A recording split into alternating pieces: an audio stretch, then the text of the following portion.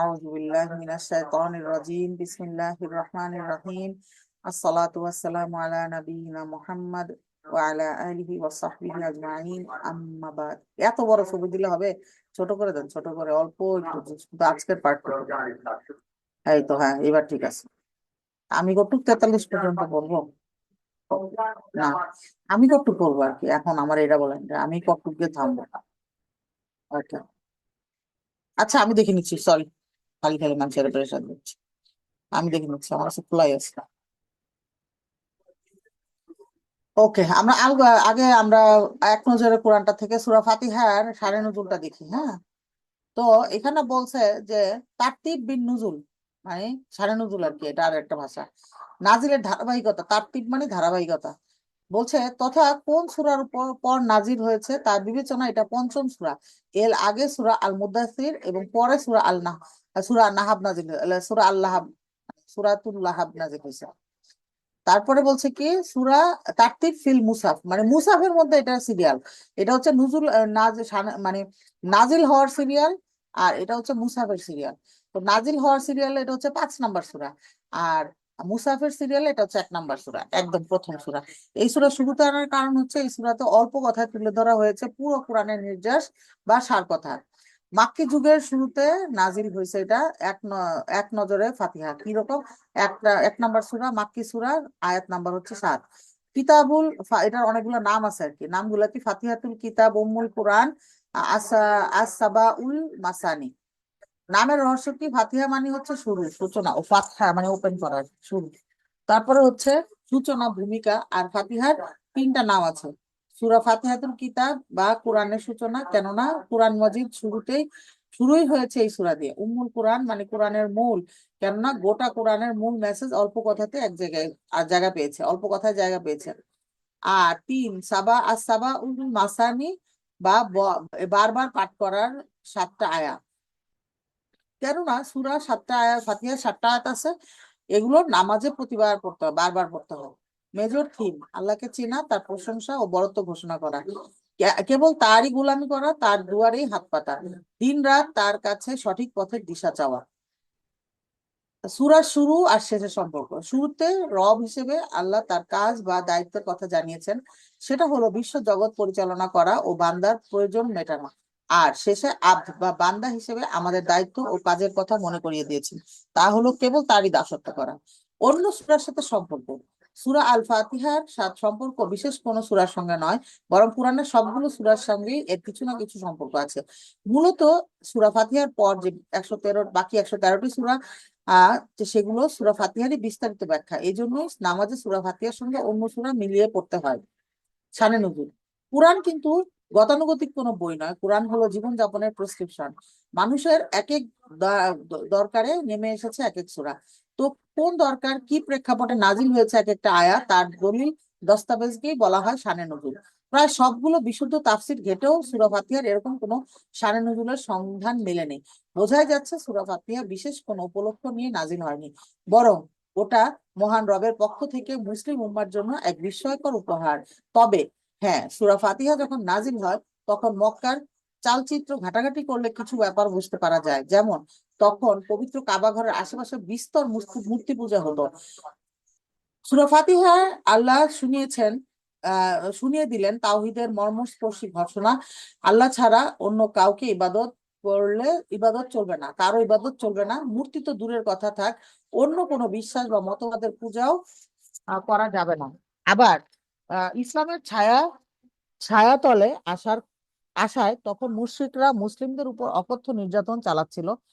সূরা ফাতিহায় আল্লাহ শোনালেন সান্ত্বনার বাণী, একটু সবুর করো, বিচার দিনে যার যা পাওনা সব মিটিয়ে দেওয়া হবে।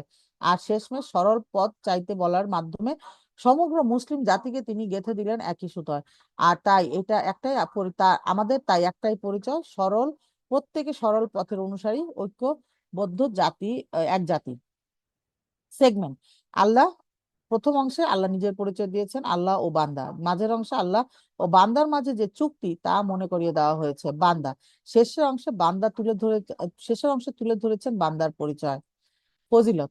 কুরআনের সবচেয়ে মর্যাদাপূর্ণ সূরা। নবীজি এক সাহাবীকে বললেন, নবী সাল্লাল্লাহু আলাইহি ওয়াসাল্লাম একজন সাহাবীকে বললেন, যে আমি তোমাকে কোরআনের সবচেয়ে মহিমান্বিত একটি সূরা শেখাবো, আর সেটি হলো সূরাতুল ফাতিহা।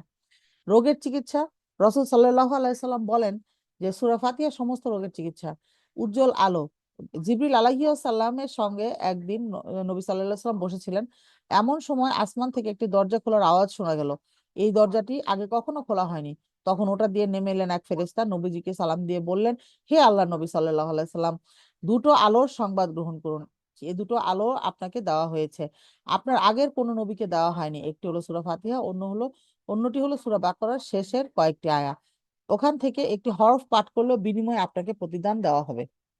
কজের ইফেক্ট বলছে যে বিশ্ব জগৎ নিয়ে আপনি যত বেশি চিন্তা ভাবনা করবেন, আল্লাহ আপনাকে তত বেশি চিনতে পার আল্লাহ আল্লাহ তাআলাকে তত বেশি চিনতে পারবেন। গতিপথ।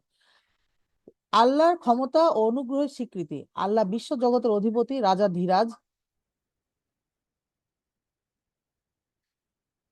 আল্লাহ বিশ্ব সরি আল্লাহ হ্যাঁ, আল্লাহ বিশ্ব জগতের অধিপতি, রাজা ধীরাজ। এই বিশেষণ শুধু তার বেলাতেই সাজে। তবে অসীম ক্ষমতার অধিকারী হলেও তিনি বান্দাদের বেলায় ভীষণ দয়াবান। প্রশংসা কেবল তারই। তাহলে এখানে সেন্ট্রাল থিম কি? আমাদের সেন্ট্রাল থিম হচ্ছে পূর্ণাঙ্গ প্রার্থনা, সর্বশক্তিমান আল্লাহর কাছে সঠিক পথ ও সফলতা চাওয়া। বিচার দিবসের সত্যায়ন। সেটা হচ্ছে আল্লাহ, একমাত্র আল্লাহ বিশ্বজগৎ সৃষ্টি করেছেন। তিনি তার বান্দাদের আলো বাতাস পানি জুগিয়েছেন, আর তিনি কিয়ামতের দিন সকল বান্দার সকল কাজের হিসাব বুঝে নেবেন। দাসত্বের ঘোষণা ও সাহায্যের প্রার্থনা। মহামহিম এই রবের সামনে কেবল মানুষ মাথা নোয়াতে পারে, আর চাইতেও পারে সাহায্যও চাইতে পারে শুধু তার কাছেই। সঠিক পথের দিশা। আল্লাহর কাছে সাহায্য চাইতে হবে। তিনি যেন আমাদেরকে সঠিক পথের দিশা দেন, আর সেই সাথে বিপদ থেকে যেন আমাদেরকে দূরে রাখেন। Case study.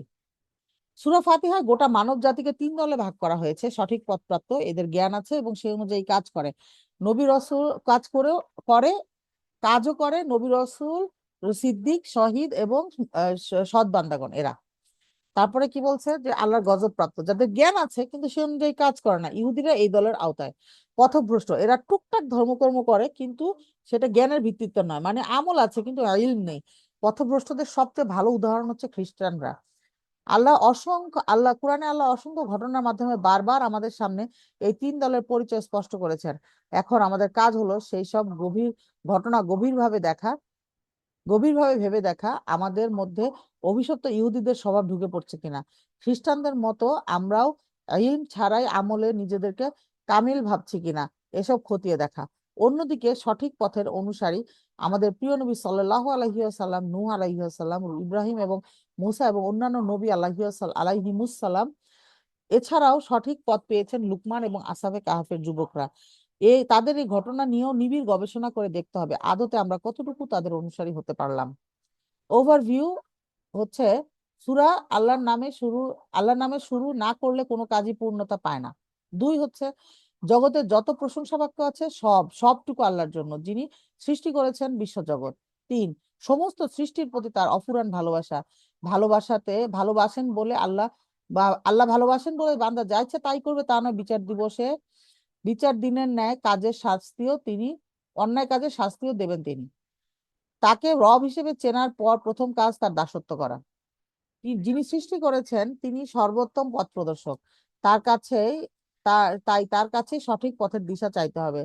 অনুসরণ করা চাই পূর্বসূরীদের, যারা সঠিক পথের অনুসারী ছিলেন। জ্ঞান থাকা সত্ত্বেও যারা বিপদে গেছে তাদের, তথা ইহুদিদের অনুসরণ নয়। না থাকার কারণে যারা পথভ্রষ্ট হয়েছে তথা খ্রিস্টানরা, এদের অনুসরণও নয়। রিফ্লেকশন বা তাদাব্বুর। বিসমিল্লাহ কথাটি শুনতে খুব ছোট কিন্তু ভীষণ পাওয়ারফুল। এটা আপনাকে সরাসরি আল্লাহ তাআলার সঙ্গে নেটওয়ার্কিং করিয়ে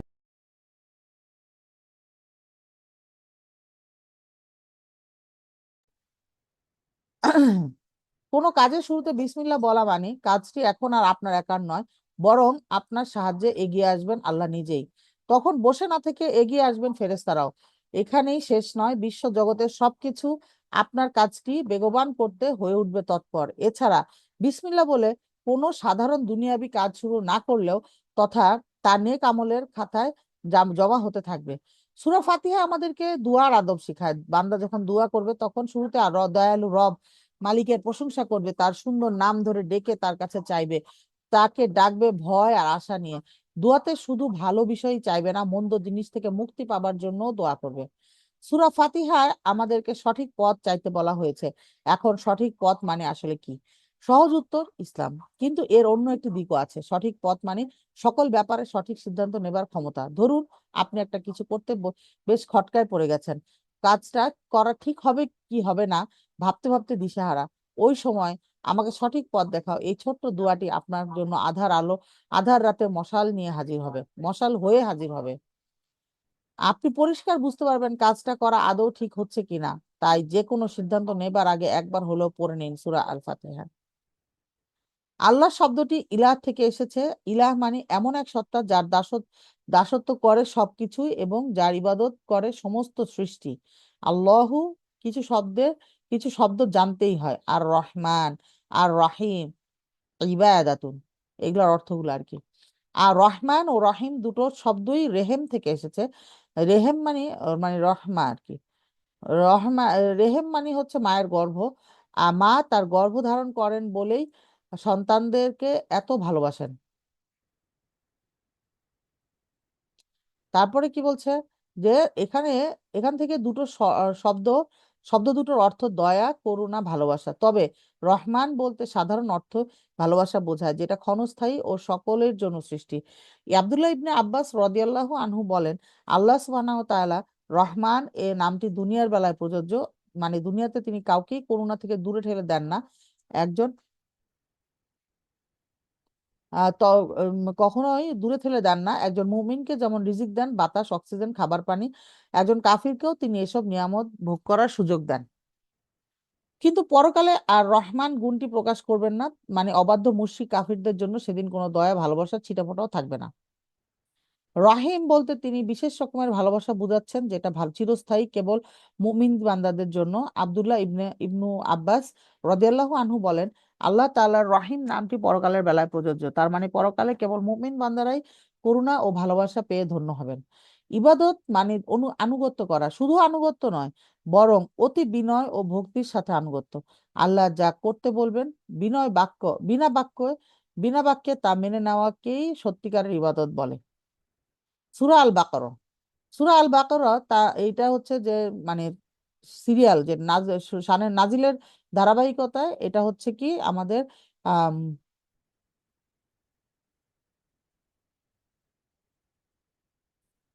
ঠিক আছে, কোনো সমস্যা নেই। ওকে, তাহলে বলছে তা বিবেচনায় একটা আম সরি 87তম সূরা। আর এর আগে হচ্ছে সূরা মুতাফফিফিন, আর পরে সূরা আনফাল নাজিল হয়েছে। আর মুসাফে হচ্ছে এটা 2 নাম্বার সূরা। এখন বলছে মাদানী যুগে হচ্ছে 1 নাম্বার আছে, এগুলো আমরা পড়বো না, আমরা এগুলো পড়ে লাভ নেই। তো আয়াত নাম্বার হচ্ছে 286, মাদানী যুগের প্রথম সূরা। আর মাদানী সূরা, এটা বুঝতেই পারতেছি আমরা। এখন নামের রহস্য, বাকরা মানে হচ্ছে গাভী। বনি ইসরায়েলদের এক লোক খুন হলো, বিবাদ মেটাতে মুসা আলাহিসাল্লামের কাছে গেল। মুসা আলাহিসাল্লাম বললেন, একটা কাজ করো, একটা গাভী জবাই করো, তারপর ওটার অংশ দিয়ে খুন হওয়া লোকটির গায়ে সামান্য আঘাত করো, দেখবে সে দিব্যি জীবিত হয়ে খুনির নাম বলে দিবে। বনি ইসরায়েল বলে কথা, তারা কি করবে? তারা এরকম একটা সহজ হুকুমকেও তারা প্রশ্নের পর প্রশ্ন করে জটিল করে তুললো। এই সূরা 63 থেকে 73 নম্বর আয়াতে এই ঘটনা জায়গা পেয়েছে। সেখান থেকেই সূরার নাম হয়েছে সূরা বাকারা। মেজর থিম কি? সঠিক পথের সন্ধান, ইতিহাসের শিক্ষা, পারিবারিক ও সামাজিক আইন, মুসলিম সমাজে ঐক্য, ভালো কাজে উৎসাহ। সূরার শুরু শেষ সম্পর্ক। সূরার শুরুতে একজন খাঁটি মুমিনের পরিচয় দেওয়া হয়েছে, তাতে বলা হয়েছে খাঁটি মুমিন তো সে যে ঈমান আনে গায়ব তথা অদৃশ্য বিষয়ের উপর। আর সূরার শেষে এসে গায়ব তথা অদৃশ্য বিষয় কোনগুলো তা আরো স্পষ্ট করে উল্লেখ করা হয়েছে। গায়ব মানে আল্লাহ, ফেরেশতা, নবী, রাসূল, পুলসিরাত, মিজান, জান্নাত, জাহান্নাম ইত্যাদি। অন্যান্য সূরার সঙ্গে সম্পর্ক। সূরা ফাতিহার শেষ দিকে আল্লাহ তার রবে আল্লাহ আল্লাহ শেষের দিকে বান্দা তার রবের কাছে সঠিক পথের নির্দেশনা চেয়েছে, আর এই সূরায় রব তার বান্দাকে সঠিক পথের নির্দেশনা দিয়েছেন। এই সূরার শুরুতে বলা হয়েছে কোরআন এমন এক কিতাব যাতে কোনো সন্দেহ নেই, যা মুত্তাকিদের সঠিক পথের সন্ধান দেয়। শানে নুজুল, এখানে বলছে হিজরত করে নবী সাল্লাল্লাহু আলাইহি ওয়াসাল্লাম মদিনায় এলেন। মদিনায় অদূরে ছিল ইহুদিদের বসতি। ইহুদিরা তাদের নিজেদেরকে তাওরাতের অনুসারী দাবি করত। ফলে ইসলাম, রসুল বা আসমানি কিতাব এগুলো সম্পর্কে ওদের ভালোই জানাশোনা। সেই হিসেবে আশা করছিল নবীজি মদিনায় ঠাঁই নেওয়া মাত্রই ইসলাম কবুল করবে ইহুদিরা। কিন্তু তা ঘটলো না, ঘটলো ঠিক উল্টোটা। ইহুদিরা নবীজিকে চিনেও না চিনার ভান করলো, সত্য মেনে নিতে রাজি হলো না। কারণ কি? ইহুদিরা আসলে তাওরাত অনুসরণ করতো নাম কাওয়াস্তে। তাওরাতে যেসব বিধান ওদের রুচি মতো হতো না, সেগুলো ওরা বদলে ফেলতো। নিজেরা নিজেদের আইন বানাতো আর সুযোগ বুঝে তা আল্লাহর বিধান বলে চালিয়ে দিত। সুদ, জিনা, মিথ্যা কথা এসব ছিল ওদের কাছে ডাল ভাত। তো ওরা যখন দেখলো নবীজির অনুসরণ করলে পাপের দরজায় খিল পড়বে, তো খায়েশ মতো আর কুকর্ম করা যাবে না, তখন ওরা বেঁকে বসলো। আল্লাহ তাআলা আল্লাহ তখন এই সূরায় বেশ অনেকগুলো আয়াত ওদের সম্বোধন করে নাজিল করলেন। ঝকঝকে আয়নার মতো পরিষ্কার করে তুলে ধরা হলো ইহুদিদের সত্যিকার ইতিহাস। আল্লাহ তাদেরকে জানিয়ে দিলেন, তোমরা যে নিজেদেরকে তাওরাতের অনুসারী দাবি করছো তা মোটেও সত্য নয়। এই যে তোমাদের ইতিহাসের দলিল দস্তাবেজ। আবার সেই সময়টা মদিনাতেও মাথাচাড়া দিয়ে উঠতে লাগলো মুনাফিকরা। তাদের নিয়েও আলোচনা করা হলো বিস্তর। তাছাড়া মদিনা ততদিনে একটা ছোটখাটো ইসলামী রাষ্ট্র। রাষ্ট্র চালাতে আইন লাগে। এই সূরার মাধ্যমে ধাপে ধাপে সেই আইন পাঠানো হলো। নাগরিক জীবন, সামাজিক জীবন, অর্থনীতি, রাজনীতি ইত্যাদির ব্যাপারে ইসলামী রাষ্ট্রের আইনি রূপরেখা কেমন হবে তার খুঁটিনাটি আলাপ নিয়েই সূরাটি নাজিল হয়েছে। সেগমেন্ট, ঐশী সূচনা। সূরার পয়লা অংশে মানব সৃষ্টির ইতিহাস এসেছে, মানে আমাদের সৃষ্টিটা আমাদের দৃষ্টিটা আসমানের দিকে নেওয়া হলো। বলা হলো যে এখান থেকে তোমাদের সূচনা, এখান থেকে হিদায়াত এবং আলো বিধান পাঠানো হবে। দুনিয়াবি ইতিহাস, এরপর দৃষ্টি দুনিয়াতে নামিয়ে আনা হলো অতীত মানুষের দিকে। অতীতে বহু মানুষ কিভাবে সেই আসমানি রশি ছেড়ে দিয়ে আল্লাহকে দেওয়া ওয়াদা ভুলে থেকেছে, সেই ইতিহাস জানানো হলো। ভবিষ্যৎ কর্মপন্থা, এইবার দুটো দৃশ্যপট সামনে রেখে আমাদেরকে কর্মপন্থা বুঝিয়ে দেওয়া হলো। আসমানি টর্চলাইটটি ফের হাতে তুলে নতুন ভাবে চলার দিক নির্দেশনা দেওয়া হলো শেষ ভাগে। ফজিলত, রসুল সাল্লাল্লাহু আলাইহি ওয়াসাল্লাম বলেছেন, তোমরা সূরা বাকারা পড়ো, কেননা তা আঁকড়ে ধরায় বরকত আর তা ছেড়ে দেওয়ায় আফসোস। তাছাড়া জাদুকররা ওটার সামনে টিকতে পারে না। নবীজি আরো বলেছেন যে তোমরা তোমাদের ঘরগুলোকে কবর বানিও না। মনে রাখবে, যেখানে সূরা বাকারা পাঠ করা হয় সে ঘরে শয়তান সেই ঘর থেকে পালিয়ে যায়। নবী সাল্লাল্লাহু আলাইহি ওয়াসাল্লাম আরো বলেছেন, যে ব্যক্তি কোরআনের প্রথম 7টি সূরা আঁকড়ে ধরে সে জ্ঞানী। কজ এন্ড ইফেক্ট, কঠিন সময়ে যত ধৈর্য ধরা আর নামাজের মাধ্যমে সাহায্য চাওয়া যাবে, আল্লাহর সাহায্য তত তাড়াতাড়ি নেমে আসবে। যত তাড়াতাড়ি আমরা সাহায্য চাবো নামাজের মাধ্যমে, তত তাড়াতাড়ি সাহায্য আমাদের কাছে আসবে। গতিপথ, সেন্ট্রাল থিম হচ্ছে বনি ইসমাইলদের হাতে কর্তৃত্বের পরিবর্তন। আল্লাহ প্রতিনিধি আল্লাহ মানুষকে দুনিয়াতে পাঠিয়েছেন তার প্রতিনিধি হিসেবে। দুনিয়ার বুকে আল্লাহর আইন কার্যকর করাই হলো মানুষের প্রধান দায়িত্ব। বনি ইসরায়েলদের কর্মকাণ্ড, পর্যালোচনা এবং শিক্ষা। সময়ের ধারাবাহিকতায় বনি ইসরায়েলদের এরপর একই দায়িত্ব বর্তায়, কিন্তু সেই দায়িত্ব পালনে তারা ব্যর্থ হয়েছে। ফলে দেওয়ার যোগ্যতা তারা হারিয়ে ফেলে। স্বতন্ত্র জাতি হিসেবে মুসলিমদের উত্থান, পরবর্তী সময়ে নেতৃত্বের এই দায়িত্ব আল্লাহ বনি ইসমাইল অর্থাৎ মুসলিম জাতিকে দিলেন। নেতৃত্বের পালাবদলের দৃষ্টান্ত হিসেবে মুসলিমদের জন্য কিবলার দিক পরিবর্তন করে দিলেন তিনি। আইন ও নৈতিকতা, নেতৃত্বের ক্ষেত্রে সবচেয়ে জরুরি বিষয় হলো নৈতিকতা। তাই মুসলিমদের জন্য আল্লাহ ঠিক করে দিলেন ন্যায় ও ভারসাম্যপূর্ণ সমাজ পরিচালনার ফ্রেমওয়ার্ক। প্রণয়ন করলেন ইসলামী বেশ কিছু মৌলিক বিধান। কেস স্টাডি, ইহুদিরা বাইতুল মাকদিসে কিবলা মনে করতো মানে তাই আল্লাহ তাআলা মুসলিমদের জন্য আলাদা কিবলা ঠিক করে দিলেন, সেটা হলো পবিত্র কাবা। এরকম বহু ঘটনা আছে যেখানে দেখা যায় ইহুদিরা যা যা করতো, নবীজি সাল্লাল্লাহু আলাইহি ওয়াসাল্লাম মুসলিমদেরকে সেটা থেকে ভিন্নতা করতে বললেন। ইহুদিদের অভ্যাস, রীতি রেওয়াজ এবং সংস্কৃতি এর সাথে মুসলিমদের এক চুলো মিল থাকুক নবীজি সাল্লাল্লাহু আলাইহি ওয়াসাল্লাম তা কখনো চাইতেন না। এই কারণেই মুসলিমরা একটি স্বতন্ত্র জাতি। তো কিবলা পরিবর্তনের এই ঘটনায় শহরে শিক্ষিত কিছু বাঙালি মুসলমানদের জন্য এই ভাবনার খোরাক আছে। বাঙালিয়ানা নামে তারা দিন দিন কলকাতায় কৃষ্টি কালচার লুফে নিচ্ছে। এ এক ভয়াবহ ভয়ের কথা। এই মানুষগুলো কি তাদের নিজস্ব পরিচয় নষ্ট করে দিতে যাচ্ছে? যে পরিচয় তারা পেয়েছে স্বয়ং আল্লাহর কাছ থেকে, তারা কি নিজেদেরকে মূর্তি পূজারীদের একটা কপি ভার্সন হিসেবেও দেখতে চাচ্ছে? তাহলে তারা জেনে রাখুক যে কিয়ামতের দিন তারা মঙ্গল শোভাযাত্রার পেঁচা বানর আর বাঘ কুমিরের হাত ধরেই কিয়ামতের দিন আল্লাহর সামনে দাঁড়াবে। ভিন্ন জাতির পৌত্তলিক সংস্কৃতি প্রমোট করার মাধ্যমে আল্লাহ অবশ্যই তাদের উপর সেদিন ভীষণ রেগে থাকবেন। খুবই ডেঞ্জারাস, মানে আমাদের অবস্থা একেবারে একেবারে, মানে আমি একেবারেই যেন বনি ইসরায়েলদের একটা, আমি একটা বাঙালি ভার্সন দেখতে পাই আমাদের মধ্যে, যারা হচ্ছে যে সেকুলার তাদের মাঝে। তারা সবই মানে, আল্লাহরও মানে, সাথে সাথে মঙ্গল শোভাযাত্রাও করে, সাথে সাথে বার্থডে পালন করে, সাথে সাথে কেক কাটে, যা যা আল্লাহ নিষেধ করছে, যেটা যেটা হাদিসে নিষেধ আসছে সেগুলো আরো আগে আগে করে। হ্যাঁ, উম্মে সালমা, আচ্ছা। আচ্ছা, না আপু মনে হয় এমনি হাত তুলছে, পড়বে তাই। ওকে, সরি। আচ্ছা, তারপরে বলছে ওভারভিউ। ওভারভিউ বলছে কি যে মুত্তাকিদের গুণাবলী ও বৈশিষ্ট্য, মুনাফিকদের বৈশিষ্ট্য, 1 থেকে 20 আয়া পর্যন্ত বলা হয়েছে। তারপরে 21 থেকে 39 পর্যন্ত আদম সৃষ্টির বর্ণনা, ইবলিসের প্রতিক্রিয়া এবং আল্লাহর আদেশ অমান্য করায় দুনিয়ার বুকে মানুষের অবতরণ, দুনিয়ায় মানব জাতির ক্রমধারায় বনি ইসরায়েলীদের আগমন, তাদের লাগাতার অবাধ্যতা ও ফলস্বরূপ লাঞ্ছনার কাহিনী। তারপরে 75 থেকে 123 পর্যন্ত শুধু নবীজি সাল্লাল্লাহু আলাইহি সাল্লাম নন, ইহুদিদের নবী মুসা আলাহিসাল্লামের সাল্লামের সাথে বেয়াদবি করে, ইহুদিরা নবী মুসা আলাহিসাল্লামের সাল্লামের সাথে বেয়াদবি করেছে, তাদের সেই অবাধ্যতা এবং ষড়যন্ত্রের আজও বিদ্যমান। 124 থেকে 141 পর্যন্ত হচ্ছে ইব্রাহিম আলাইহিস সালাম ছিলেন সঠিক পথের দিশারি, তিনি মুসলিমদের অনুসরণীয় আদর্শ, ইহুদি খ্রিস্টানদের দাবি সম্পূর্ণ বানোয়াট। তারপরে হচ্ছে যে ইহুদি খ্রিস্টান বা অন্য কোনো ধর্মের রীতি রেওয়াজ বা সংস্কৃতি মুসলিমরা অনুসরণ করতে পারে না। ওয়ারিশ বন্টন, রোজা, হজ, কিসাস এবং জিহাদের বিষয়ে বেশ কিছু নির্দেশনা এসেছে, দেওয়া হয়েছে প্রকৃত আনুগত্যের পরিচয়। তারপরে বলছে কি সবর করার গুরুত্ব, পুরস্কার আর সম্পর্কিত আলোচনা এসেছে, বিয়ে, তালাক, দুগ্ধপোষ্য সন্তানের ক্ষেত্রে কিছু বিধিবিধান। পুনরুজ্জীবন, জীবনের দুটি বিস্ময়কর নাজির তুলে ধরা হয়েছে, পাশাপাশি শেখানো হয়েছে দান সাদাকা করার ইসলামী আদব, সুদের ক্ষতি ও লেনদেনের স্বচ্ছতার গুরুত্ব সম্পর্কিত আলোচনা। একটি চমৎকার দুআ দিয়ে সূরার সমাপ্তি হয়েছে। রিফ্লেকশন বা তাদাব্বুর, সূরা ফাতিহাতে রবের কাছে আমরা সঠিক পথের সন্ধান চেয়েছি, সূরা বাকারায় আমাদের সেই ডাকে আল্লাহ সাড়া দিলেন, দুনিয়ার মানুষকে জানালেন সঠিক পথের সন্ধান আছে কোরআনে।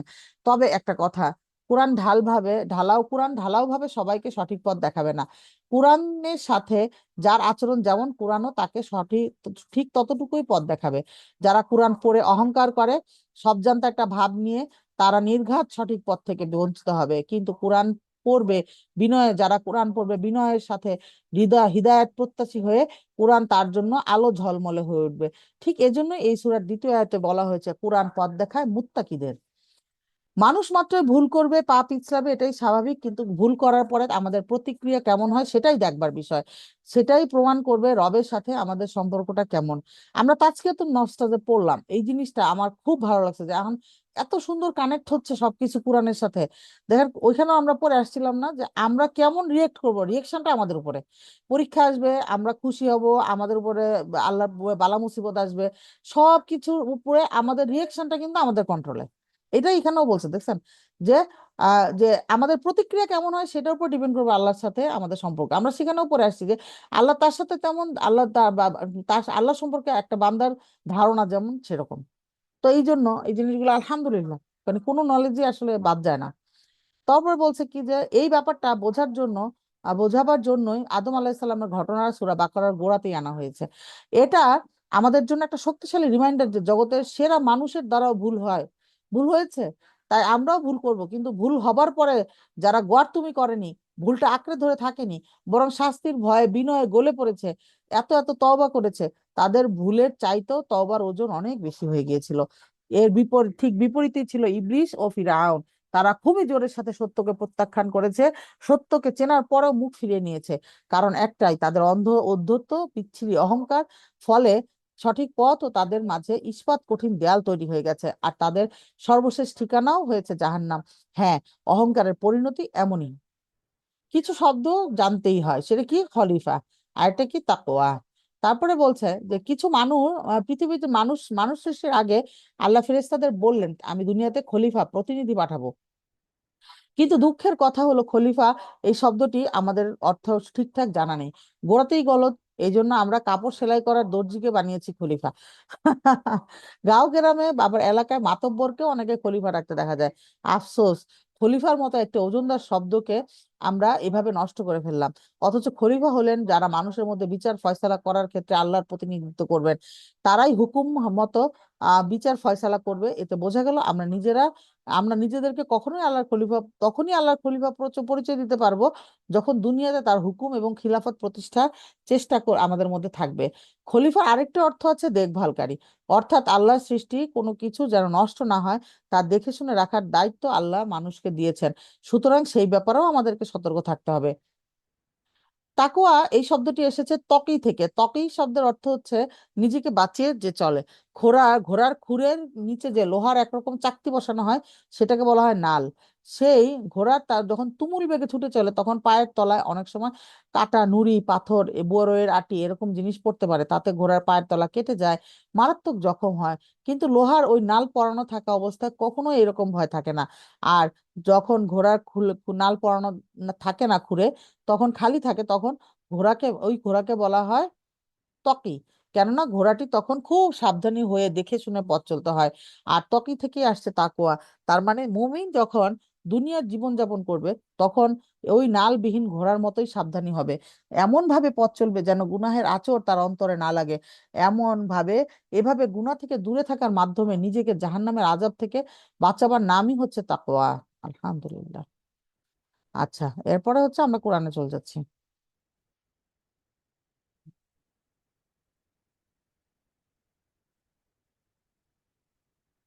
আচ্ছা, আমার হচ্ছে এক- 43 43 নম্বর আয়া পর্যন্ত বলবো, তাই না? হ্যাঁ, ঠিক আছে। ওকে। সূরা বাকারা 43। ওরে, আমি তো ভুলে বের করে রাখছিলাম একবার, তারপরে আবার ভুলে গেছি, যার জন্য আবার চলে গেছে অন্য জায়গায়, এটা অনেক পেজ উপরে। এই চলে এসেছি। ঠিক আছে। তো সূরা আল ফাতিহা এখানে বলছে যে রহমান রাহিম আল্লাহ তাআলার নামে। সমস্ত প্রশংসা আল্লাহ তাআলার জন্য, যিনি সৃষ্টিগুলোর মালিক। তিনি পরম দয়ালু, অতি মেহেরবান, তিনি বিচার দিনের মালিক। হে প্রভু, আমরা তোমারই বন্দিগি করি এবং তোমার কাছেই সাহায্য চাই। তুমি আমাদের সরল ও সঠিক অবিচল পথটি দেখিয়ে দাও। তাদের পথ যাদের উপর তুমি অনুগ্রহ করেছো, তাদের পথ নয় যাদের উপর অভিশাপ দেওয়া হয়েছে, এবং তাদের পথ নয় যারা পথভ্রষ্ট হয়েছে। সূরা বাকারা। পরম করুণাময় আল্লাহর নামে শুরু। না, আমি আমি আরবিটাই পড়বো। বিসমিল্লাহির রহমানির রহিম। আলিফ লাম মিম। এই সেই মহাগ্রন্থ আল কোরআন, তাতে কোনো সন্দেহ নেই। যারা তাকওয়া অবলম্বন করে এই কিতাব কেবল তাদের জন্যই পথপ্রদর্শক। একটু বড় করে নিস, চোখে দেখে নেবে। তারা গায়েবের উপর ঈমান আনে আর যারা নামাজ প্রতিষ্ঠা করে, যারা গায়েবের উপর ঈমান আনে, যারা নামাজ প্রতিষ্ঠা করে, আমি তাদের আমি যা দিয়ে দান করেছি তারা তা থেকে আমার নির্দেশিত পথে ব্যয় করে। যারা তোমার উপর যা কিছু নাজিল করা হয়েছে তার উপর ঈমান আনে তোমার আগে অন্য নবীদের উপর যা কিছু নাজিল করা হয়েছে তার উপরও। সর্বোপরি তারা পরকালের উপর দৃঢ় বিশ্বাস রাখে। সত্যিকার অর্থে এই লোকগুলোই তাদের মালিকের কাছ থেকে পাওয়া হিদায়াতের উপর রয়েছে। এরাই হচ্ছে সফল কাম। যারা এই বিষয়গুলোকে অস্বীকার করে তারা আম, তাদের তুমি পরকালের কথা বলে সাবধান করো বা না করো, কোনো উভয়টাই তাদের জন্য সমান কথা। এরা কোনো কখনো ঈমান আনবে না। ক্রমাগত কুফরির কারণে আল্লাহ তাআলা এদের মন এবং সোনার উপর মোহর মেরে দিয়েছে। এদের দেখার ওপরও আবরণ পড়ে আছে, এবং তাদের জন্য পরকালের কষ্টদায়ক শাস্তি আছে। মানুষের মাঝে কিছু লোক এমনও আছে যারা মুখে বলে আমরা আল্লাহর উপর পরকালের উপর এনেছি, অথচ এরা কিন্তু মোটেই ঈমানদার নয়। আমরা মাঝে মাঝে আয়া নাম্বারগুলো বলবো, হ্যাঁ। নয়। ইমানের পরে ইমানের কথা বলে এরা আল্লাহ তাআলা ও তার নেক বান্দাদের সাথে প্রতারণা করছে। মূলত এই কাজের মাধ্যমে তারা অন্য কাউকে নয়, নিজেদেরই ধোঁকা দিচ্ছে, যদিও এই ব্যাপারে তাদের কোনো চৈতন্য নেই। 10, এদের মনের মধ্যে রয়েছে এক ধরনের মারাত্মক ব্যাধি প্রতারণার কারণে, অতঃপর আল্লাহ তাআলা সে ব্যাধি বাড়িয়ে দিয়েছেন।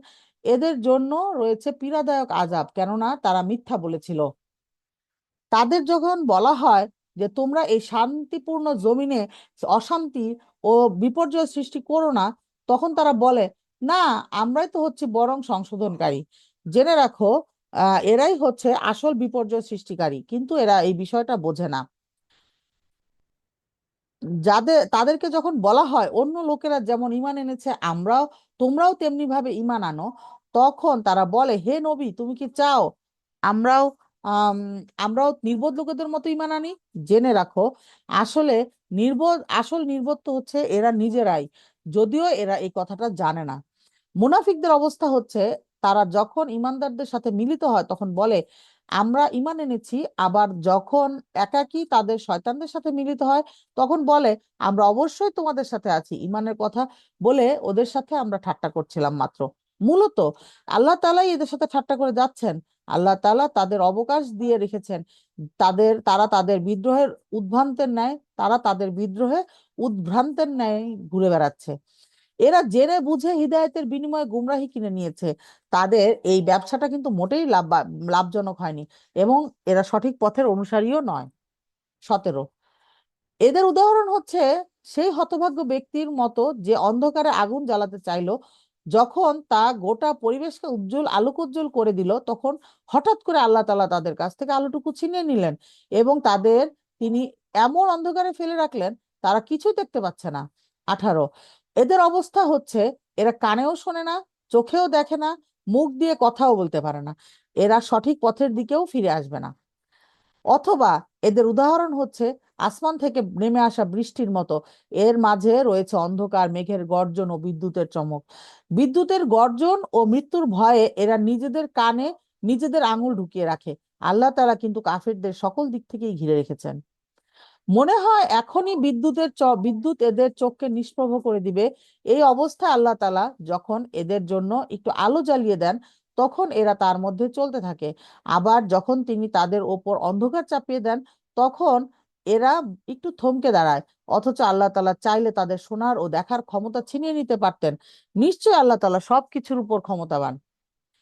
হে মানুষ, তোমরা তোমাদের রবের ইবাদত করো, যেন যিনি তোমাদেরকে এবং তোমাদের আগে যারা ছিল সবাইকে পয়দা করেছেন। আশা করা যায় তোমরা তাকওয়া অর্জন করতে পারবে।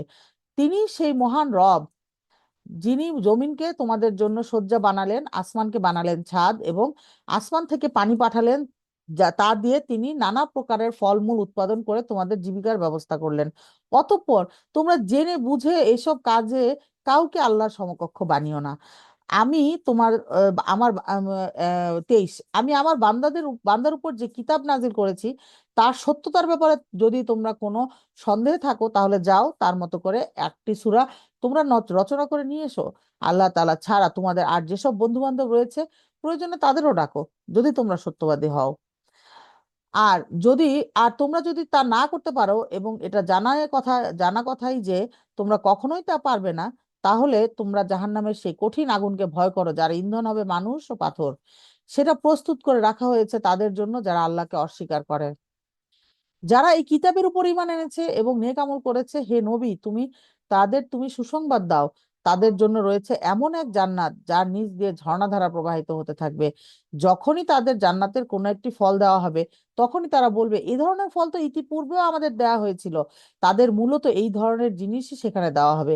তাদের জন্য আরো সেখানে থাকবে পবিত্র সহধর্মী এবং সহধর্মিণী, এবং তারা সেখানে অনন্তকাল ধরে অবস্থান করবে। নিঃসন্দেহে আল্লাহ তাআলা মশা কিংবা তার চাইতে ওপরে কোনো কিছুর আছে, যা কিছু আছে তার উদাহরণ দিতে লজ্জা বোধ করেন না। যারা আল্লাহর কথায় বিশ্বাস স্থাপন করে তারা জানে এই সত্য তাদের মালিকের পক্ষ থেকে এসেছে।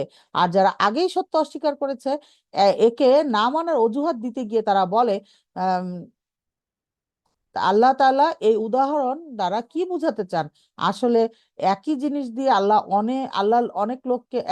দিয়ে অনেক লোককে তিনি গুমরাহ করলেও বহু লোককে আবার তিনি এই দিয়ে হিদায়াতের পথ দেখান। কতিপয় পাপাচারী ব্যক্তি ছাড়া তা দিয়ে অন্য কাউকে পথভ্রষ্ট করেন না। অপরদিকে আল্লাহ তাআলা আল্লাহর নাফরমান বান্দাদের আল্লাহর নাফরমান মেনে চলার, সরি, 27 নম্বর আয়া, অপরদিকে যারা আল্লাহর ফরমান মেনে চলার প্রতিশ্রুতি দেওয়ার পর তা ভঙ্গ করে, ব্যক্তি ও সমাজে আল্লাহ তাআলা যেসব সম্পর্ককে মজবুত করতে বলেছেন তারা তা ছিন্ন করে, সর্বোপরি জমিনে অহেতুক বিপর্যয় সৃষ্টি করে, তা এরাই হচ্ছে আসল ক্ষতিগ্রস্ত। 28, তোমরা আল্লাহকে কিভাবে অস্বীকার করবে অথচ তোমরা ছিলে মৃত? তিনি তোমাদের জীবন দিয়েছেন, পুনরায় তিনি তোমাদের মৃত্যু দেবেন, অতঃপর তিনি আবার তোমাদের জীবন দান করবেন এবং তিনি তোমাদের একদিন তার কাছেই ফিরিয়ে দেওয়া হবে। 29, তিনি সেই মহান সত্তা যিনি এই পৃথিবীর সব কিছু তোমাদের জন্য সৃষ্টি করেছেন। অতঃপর তিনি আসমানের দিকে মনোনিবেশ করলেন এবং সেগুলোকে 7 আসমানে বিভক্ত করলেন। তিনি সবকিছু সম্পর্কে সম্যক অবগত রয়েছেন। 30, হে নবী, স্মরণ করো যখন তোমার রব ফেরেশতাদের বলেন আমি পৃথিবীতে আমার খলিফা বানাতে চাই, তারা বলল তুমি কি সেখানে এমন কাউকে খলিফা বানাতে চাও যে সেখানে বিপর্যয় সৃষ্টি করবে এবং স্বার্থের জন্য এরা রক্তপাত করবে?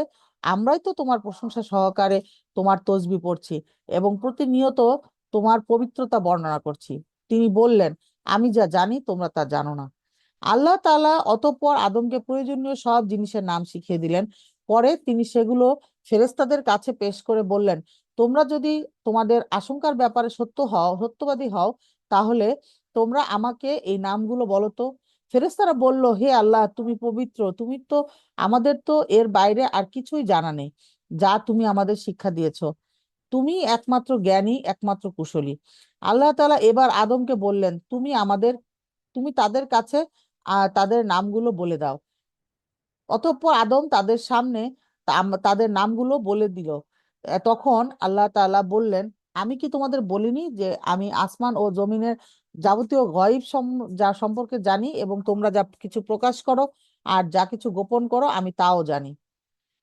আমি যখন ফেরেশতাদের বললাম তোমরা আদমের জন্য সিজদা করো, অতঃপর তারা আল্লাহর আদেশে সিজদা করলো, শুধু ইবলিস ছাড়া। সে সিজদা করতে অস্বীকার করলো, সে অহংকার করলো এবং সে নাফরমানদের দলে সামিল হয়ে গেল। আমি বললাম হে আদম, তুমি ও তোমার স্ত্রী পরম সুখে এই বেহেশতে বসবাস করতে থাকো এবং এখান থেকে যা তোমাদের মন চায় তাই তোমাদের স্বাচ্ছন্দ্যের সাথে আহার করো। তোমরা এই গাছটির কাছেও যেও না, গেলে তোমরা দুজনেই সীমা লঙ্ঘনকারীদের মধ্যে সামিল হয়ে যাবে। উল্টো। অতঃপর শয়তান সেখান থেকে তাদের উভয়ের পদস্খলন ঘটালো। তারা উভয়ে বেহেশতের যেখানে ছিল সেখান থেকে তাদের করেই ছাড়লো। আমি তাদের বললাম তোমরা একজন আরেকজনের দুশমন হিসেবে এখান থেকে নেমে পড়ো। তোমাদের পরবর্তী বাসস্থান হচ্ছে পৃথিবী, সেখানে একটি নির্দিষ্ট সময় পর্যন্ত তোমাদের জন্য জীবনের যাবতীয় উপকরণ থাকবে। অতঃপর আদম ও তার মালিকের কাছ থেকে হৃদায়ত সম্বলিত কিছু অতঃপর আদম তার মালিকের কাছ থেকে হৃদায়ত সম্বলিত কিছু বাণী পেল। আল্লাহ তাআলা তার উপর ক্ষমা পরবশ হলেন, অবশ্যই তিনি বড় মেহেরবান ও ক্ষমাশীল। আমি তাদের বললাম তোমরা সবাই এবার এখান থেকে নেমে যাও, তবে যেখানে যাবে সেখানেই আমার পক্ষ থেকে তোমাদের কাছে অবশ্যই হিদায়াত আসবে। অতঃপর যে আমার হিদায়াত মেনে চলবে তাদের কোনো ভয় নেই আর তাদের কোনো প্রকার উৎকণ্ঠিত হতে হবে না। আর যারা হিদায়াতের কথা অস্বীকার করবে এবং আমার আয়াতসমূহকে মিথ্যা প্রতিপন্ন করবে তারা হবে জাহান্নামের বাসিন্দা, সেখানে তারা চিরদিন থাকবে। হে বনি ইসরাইল জাতি, তোমাদের উপর আমি যেসব নিয়ামত দিয়েছি সেগুলো স্মরণ করো, আমার আনুগত্যের প্রতিশ্রুতি তোমরা পূর্ণ করো, আমিও এর বিনিময়ে তোমাদের দুনিয়ার শান্তি ও আখিরাতের প্রতিশ্রুতি পূর্ণ করব এবং তোমরা একমাত্র আমাকেই ভয় করো। আমি মুহাম্মাদের কাছে যা নাজিল করেছি তোমরা এর উপর ঈমান আনো। তোমাদের কাছে যা কিছু আছে তা তার সত্যায়নকারী। তোমরা কিছুতেই এর প্রথম অস্বীকারী হয়ো না এবং সামান্য মূল্যে আমার আয়াতসমূহকে বিক্রি করো না। তোমরা শুধু আমাকেই ভয় করো। তোমরা মিথ্যা দিয়ে সত্যের গায়ে পোশাক পরিয়ে দিও না এবং জেনে বুঝে সত্য লুকিয়ে রেখো না। এরপর কে? 43 থেকে কার পড়ার কথা? রুমা আপু না? রুমা আপু হ্যান্ড রেজ জি করেন, রুমা আপু। আয়শা আপু তো পড়তে পারবেন না বললেন জি না? রুমা রুমা আপু আপু কই? পড়বে, ওনার ওনার একটু প্রবলেমের জন্য। হ্যাঁ। রুমা আপু হ্যান্ড রেজ করবে না? জি আপু। হ্যাঁ পড়েন। জি আপু, আমি হ্যাঁ হ্যাঁ পড়েন। শুনছি। আপু আমাকে দেখা শুনছো? যাচ্ছে। জি। হ্যাঁ শোনা যাচ্ছে, দেখা যাচ্ছে তো না? তোমরা নামাজ প্রতিষ্ঠা করো, যাকাত আদায় করো। যারা আমার সামনে অবনত হয় তাদের সাথে তোমরাও আমার আনুগত্য স্বীকার করো। তোমরা কি মানুষদের ভালো কাজের আদেশ করো এবং বাস্তবায়নের সময় নিজেদের কথা ভুলে যাও? অথচ তোমরা সবাই কিতাব পড়ো, কিন্তু কিতাবের এ কথাটি তোমরা কি বুঝো না? হে ঈমানদার ব্যক্তিরা, তোমরা সবর ও নামাজের মাধ্যমে আল্লাহর কাছে সাহায্য চাও। নিষ্ঠার সাথে নামাজ প্রতিষ্ঠা করা অবশ্যই কঠিন কাজ, কিন্তু যারা আল্লাহকে ভয় করে তাদের সাথে তাদের কথা আলাদা। আপু একটু উপরে স্ক্রল করতে হবে। তাদের কথাও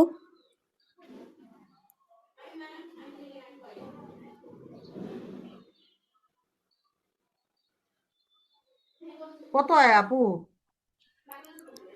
আপু 45-46 থেকে আপু 45 পড়া শেষ। হ্যাঁ, একটু ছিচলে নাম্বারগুলো আয়াগুলো একটু বললেন তাহলে একটু সুবিধা হয় জি, মাঝে মাঝে। 46। তাদের কথাও আলাদা, যারা জানে একদিন তাদের সবাইকে তাদের মালিকের সামনাসামনি হতে হবে এবং তাদের সবাইকে তার কাছেই ফিরে যেতে হবে। 47। হে নবী ইসরাইল জাতি, হে বনি ইসরাইল জাতি, তোমরা আমার সেই নিয়ামতের কথা স্মরণ করো যা আমি তোমাদের দান করেছি। নিয়ামত হিসেবে আমি অবশ্যই তোমাদের সৃষ্টিকুলের ওপর প্রাধান্য দিয়েছি। হে ইমানদার ব্যক্তিরা, তোমরা সে দিনটিকে ভয় করো যেদিন একজন আরেকজনের কোনোই কাজে আসবে না। একজনের কাছ থেকে আরেকজনের পক্ষে কোনো সুপারিশও গ্রহণ করা হবে না। মুক্তির জন্য কারো কাছ থেকে কোনো মুক্তিপণ নেওয়া হবে না, না তাদের সেদিন কোনো সাহায্য করা হবে। 49। স্মরণ করো যখন আমি তোমাদের ফেরাউনের লোকদের গোলামি থেকে মুক্তি দিয়েছিলাম। তারা নিকৃষ্ট ধরনের শাস্তি দ্বারা তোমাদের যন্ত্রণা দিত। তারা তোমাদের পুত্র সন্তানদের হত্যা করত এবং তোমাদের মেয়েদের তারা জীবিত রেখে দিত। তোমাদের মালিকের পক্ষ থেকে এতে তোমাদের জন্য বড় একটি পরীক্ষা নিহিত ছিল। 50। স্মরণ করো যখন আমি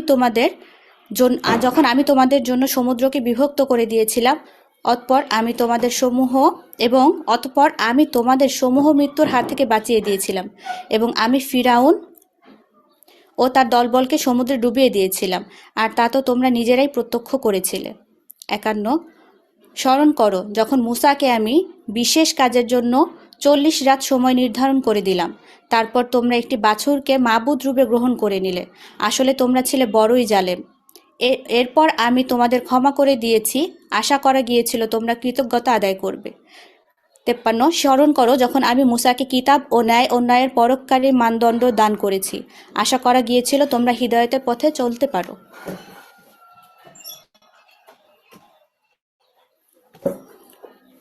আপু 53 শেষ।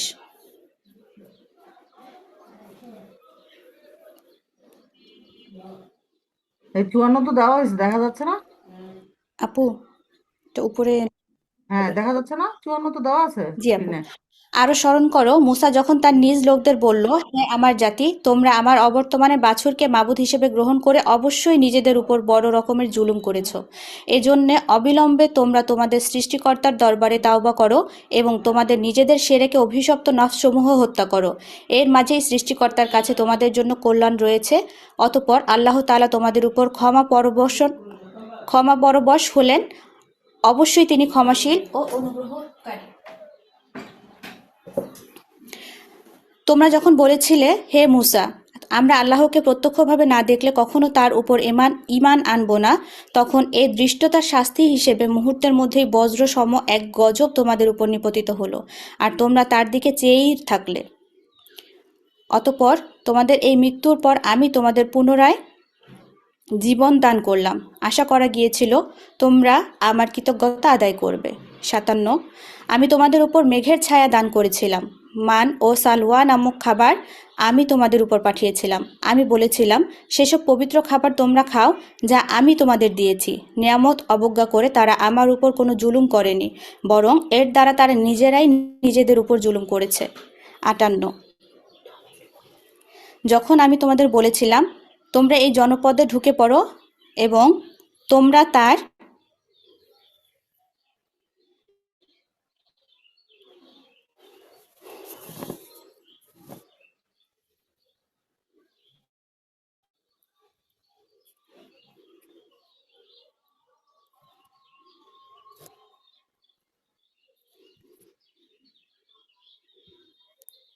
তোমরা তার যেখান থেকে ইচ্ছা স্বাচ্ছন্দ্যে আহার করো, দম্ভ সহকারে প্রবেশ না করে মাথা নত করে ঢোকো। তোমরা ক্ষমার কথা বলবে, আমিও তোমাদের ভুল ত্রুটিসমূহ ক্ষমা করে দিব। যারা ভালো কাজ করে আমি তাদের পাওনার অঙ্ক বাড়িয়ে দেই। সুস্পষ্ট হেদায়েত সত্ত্বেও অতঃপর জালেমরা এমন কিছু ব্যাপার রদবদল করে ফেলল যা না করার জন্যই তাদের বলা হয়েছিল। যারা জুলুম করল তাদের উপর আমি আসমান থেকে গজব নাজিল করলাম, মূলত এটা ছিল তাদের গুনাহর ফল। 60 স্মরণ করো যখন মূসা আমার কাছে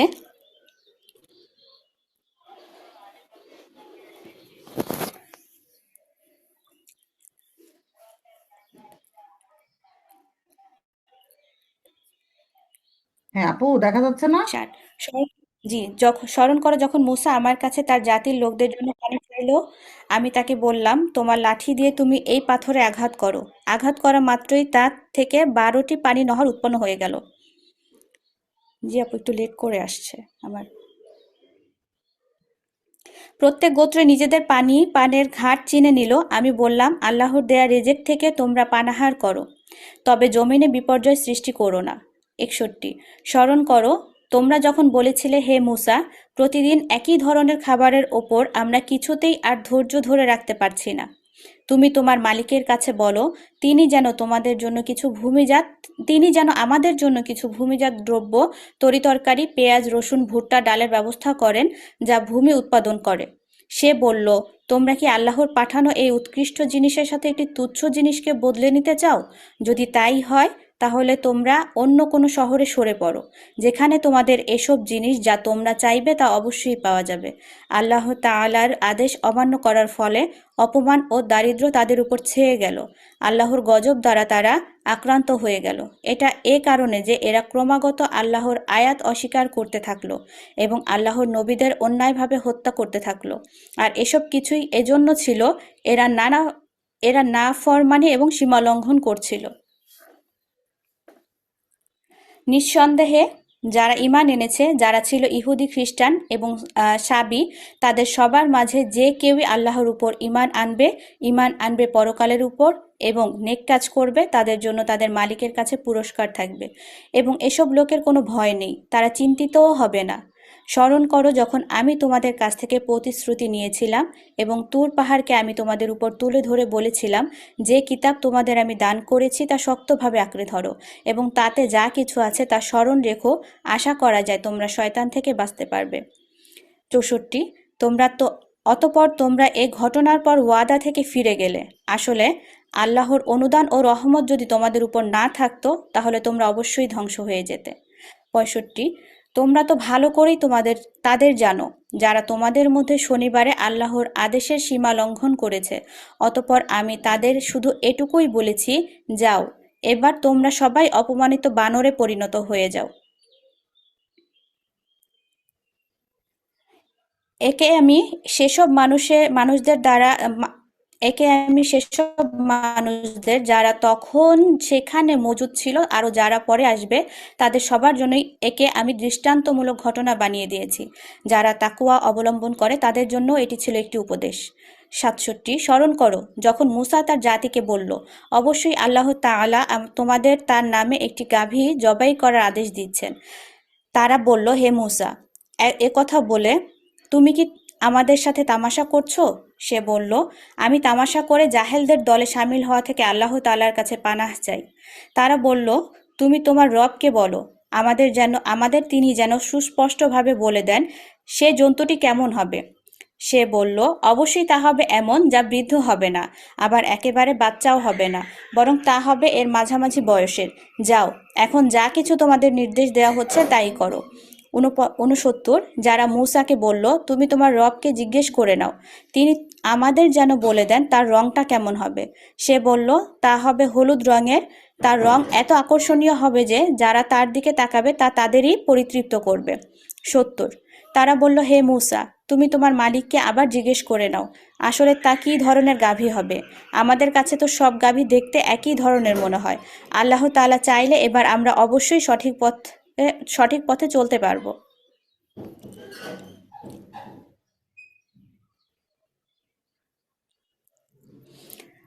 সে বলল, আল্লাহ তাআলার ঈপ্সিত সে গাভী হবে এমন যে সেটি কোনো চাষাবাদের কাজ করে না, জমিনে পানি সেচের কাজও করে না, সম্পূর্ণ নিখুঁত ও ত্রুটিমুক্ত। একথা শুনে তারা বলল, এতক্ষণে তুমি আমাদের সামনে সত্য কথাটি নিয়ে এসেছ। অতঃপর তারা তাই জবাই করল, যদিও ইতিপূর্বে মনে হয়নি তারা এ কাজটি আদৌ করতে চায়। ৭২। স্মরণ করো যখন তোমরা একজন লোককে হত্যা করেছিলে, অতঃপর সে ব্যাপারে তোমরা একে অপরের উপর হত্যার অভিযোগ আরোপ করতে শুরু করলে, অথচ আল্লাহ তাআলা সেই বিষয়টি মানুষের সামনে বের করে আনতে চাইলেন যা তোমরা লুকোবার চেষ্টা করছিলে। হত্যাকারীকে খোঁজার জন্য আমি তোমাদের বললাম, জবাই করা সেই গাভীর শরীরের একাংশ দিয়ে তোমরা একে মৃদু আঘাত করো। এভাবেই আল্লাহ তাআলা মৃত ব্যক্তিকে জীবন দান করবেন এবং এ ঘটনা দ্বারা তিনি তোমাদের কাছে তার নিদর্শন সমূহ তুলে ধরেন। আশা করা গিয়েছিল তোমরা সত্য অনুধাবন করবে, অতঃপর তোমাদের মন কঠিন হয়ে গেল, এমন কঠিন যেন তা শক্ত পাথর, বরং মাঝে মাঝে মনে হয় পাথরের চেয়েও বেশি কঠিন। কেননা কিছু পাথর এমন আছে যা থেকে ঝর্ণাধারা নির্গত হয়, আবার কোনো কোনো সময় তা বিদীর্ণ হয়ে ফেটেও যায় এবং তা থেকে পানিও বেরিয়ে আসে। অবশ্য এর মধ্য থেকে এমন কিছু পাথর আছে যা আল্লাহর ভয়ে ধসে পড়ে। আল্লাহ তাআলা কিন্তু তোমাদের কার্যকলাপ সম্পর্কে মোটেই গাফেল নন। তোমরা কি এরপরও এই আশা পোষণ করো যে এরা তোমাদের জন্য ঈমান আনবে? এদের একাংশ তো যুগ যুগ ধরে আল্লাহর কিতাব শুনে আসছে, অতঃপর তারা তাকে বিকৃত করছে। যাও, তাও করেছে তাকে ভালো করে বুঝার পর, অথচ তারা ভালো করেই জানে যে তারা কি করছে। এরা যখন ঈমানদারদের সাথে সাক্ষাৎ করে তখন বলে, আমরা ঈমান এনেছি, কিন্তু এরা যখন গোপনে একে অপরের সাথে মিলিত হয় তখন বলে, তোমরা কি মুসলমানদের কাছে সেসব কথা প্রকাশ করে দাও যা আল্লাহ তাআলা মুহাম্মাদের নবুয়ত সম্পর্কে আগেই তাওরাতে তোমাদের উপর ব্যক্ত করে দিয়েছেন? খবরদার, তোমরা এমনটি কখনো করো না, তাহলে তারা একদিন তোমাদের প্রভুর সামনে এটা দিয়ে তোমাদের বিরুদ্ধে যুক্তি খাড়া করবে। তোমরা কি বুঝতে পারছো না? কিন্তু এরা কি জানেন না যে আল্লাহর কিতাবের কিন্তু এরা কি জানে না যে আল্লাহর কিতাবের যা কিছু এরা গোপন করে, আবার নিজেদের স্বার্থে তারা যা প্রকাশ করে আল্লাহ তাআলা তা সবই জানেন। এদের মধ্যে আছে কিছু নিরক্ষর যারা আল্লাহর কিতাব সম্পর্কে কিছুই জানে না। আল্লাহর কিতাব এদের কাছে নিছক মিথ্যা আকাঙ্ক্ষা, সর্বস্ব পুস্তক মাত্র। এরা শুধু অমূলক ধারণাই করে থাকে। সেসব লোকের জন্য ধ্বংস অনিবার্য যারা নিজেদের হাত দিয়ে কিতাব লেখে, তারপর বলে এগুলো হচ্ছে আল্লাহ তাআলার পক্ষ থেকে আসা শরীয়তের বিধান। উদ্দেশ্য হচ্ছে তারা যেন তা দিয়ে সামান্য কিছু স্বার্থ কিনে নিতে পারে। তাদের হাত যা কিছু রচনা করেছে তার জন্য তাদের ধ্বংস ও দুর্ভোগ, যা কিছু তারা উপার্জন করেছে তার জন্যও তাদের দুর্ভোগ। এরা বলে, জাহান্নামের আগুন কখনোই আমাদের স্পর্শ করবে না, করলেও তা হবে নির্দিষ্ট কয়েকটি দিনের জন্য মাত্র। হে নবী, তুমি বলো, তোমরা কি আল্লাহর কাছ থেকে এমন কোনো প্রতিশ্রুতি আদায় করে নিয়েছো? আল্লাহ তাআলা তো কখনো তার প্রতিশ্রুতি ভঙ্গ করেন না। না তোমরা জেনে বুঝে আল্লাহ তাআলা সম্পর্কে এমন কথা বলে বেড়াচ্ছ যা তোমরা নিজেরাই জানো না। ৮১। হ্যাঁ, যে ব্যক্তি পাপ কামিয়েছে এবং যাকে তার পাপ ঘিরে রেখেছে এমন লোকেরাই হবে জাহান্নামের অধিবাসী, সেখানে তারা চিরদিন অবস্থান করবে। ৮২। আবার যারা আল্লাহ তাআলার উপর ঈমান আনবে এবং নেক কাজ করবে তারা বেহেশতবাসী হবে, তারা সেখানে চিরদিন থাকবে।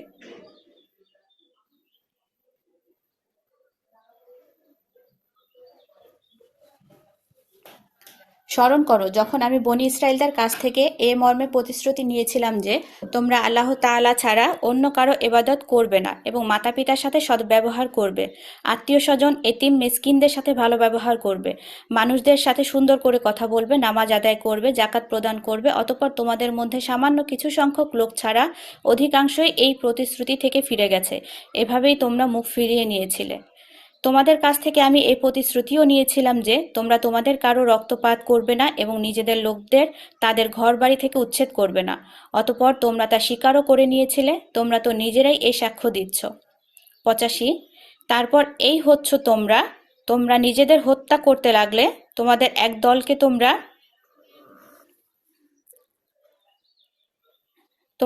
দলকে তোমরা তাদের ভিটেমাটি থেকে বিতাড়িত করে দিতে লাগলে। অন্যায় এবং জুলুম দ্বারা তোমরা তাদের কাজের ওপর তাদের পৃষ্ঠপোষকতা করতে থাকলে। শুধু তাই নয়, কোনো লোক যুদ্ধবন্দী হয়ে তোমাদের কাছে এলে তোমরা তাদের জন্য মুক্তিপণ দাবি করো, অথচ তাদের ঘরবাড়ি থেকে উচ্ছেদ করাটাই ছিল তোমাদের উপর অবৈধ কাজ এবং আল্লাহ তাআলাকে দেয়া প্রতিশ্রুতির সুস্পষ্ট লঙ্ঘন। তোমরা কি আল্লাহর কিতাবের একাংশ বিশ্বাস করো এবং আরেক অংশ অবিশ্বাস করো?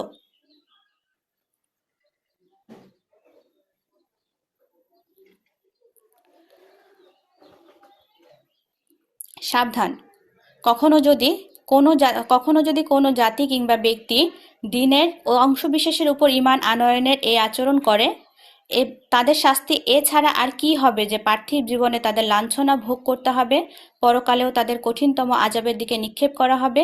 তোমরা যা করছো আল্লাহ তাআলা সেসব কিছু থেকে মোটেও উদাসীন নন। বস্তুত এ লোকেরা আখিরাতের স্থায়ী জীবনের বিনিময়ে দুনিয়ার অস্থায়ী জীবন খরিদ করে নিয়েছে। কিয়ামতের দিন তাদের উপর থেকে তাদের আযাব কিঞ্চিত পরিমাণও হালকা করা হবে না, না সেদিন তাদের কোনো রকম সাহায্য করা হবে। 87। আমি মুসাকে কিতাব দিয়েছি, তারপর একে একে আমি আরো অনেক নবী পাঠিয়েছি এবং বাপ ছাড়া সন্তান পয়দা করার মতো সুস্পষ্ট নিদর্শন দিয়ে আমি মারিয়াম পুত্র ঈসাকে পাঠিয়েছি এবং আমার বাণী ও পবিত্র আত্মার মাধ্যমে আমি তাকে সাহায্য করেছি। অথচ যখনই তোমাদের কাছে অথচ যখনই উম, কোথায় গেল পবিত্র আত্মার মাধ্যমে আমি তাকে সাহায্য অথচ যখনই তোমাদের কাছে আল্লাহর কোনো নবী আসতো, তোমাদের মনোপুত না হলে তোমরা অহংকারের বশবর্তী হয়ে তাদের অস্বীকার করেছো। অতঃপর তাদের কাউকে তোমরা মিথ্যাবাদী বলেছ, আবার তাদের কোনো কোনো দলকে তোমরা হত্যাও করেছ। 88। তারা বলে, হেদায়েতের জন্য আমাদের মন ও তার দরজা বন্ধ হয়ে আছে। তাদের কুফরি করার কারণে আল্লাহ তাআলাও তাদের উপর অভিসম্পাত করেছেন। অতঃপর তাদের সামান্য পরিমাণ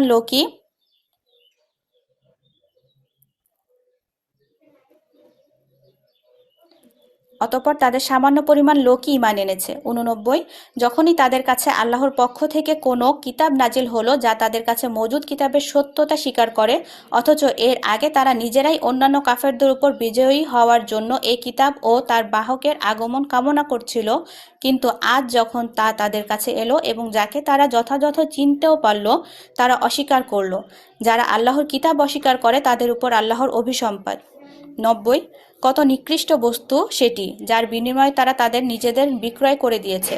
শুধু গোঁড়ামির বশবর্তী হয়েই তারা আল্লাহর নাজিল করা বিধান অস্বীকার করেছে, তাও শুধু এ কারণে আল্লাহ তাআলা তার বান্দাদের মধ্য থেকে যাকে চান তাকে নবুয়ত দিয়ে অনুগ্রহ করেন। এই কুফরির ফলে তারা ক্রোধের উপর ক্রোধে আক্রান্ত হলো, আর কাফেরদের জন্য রয়েছে অপমানজনক শাস্তি।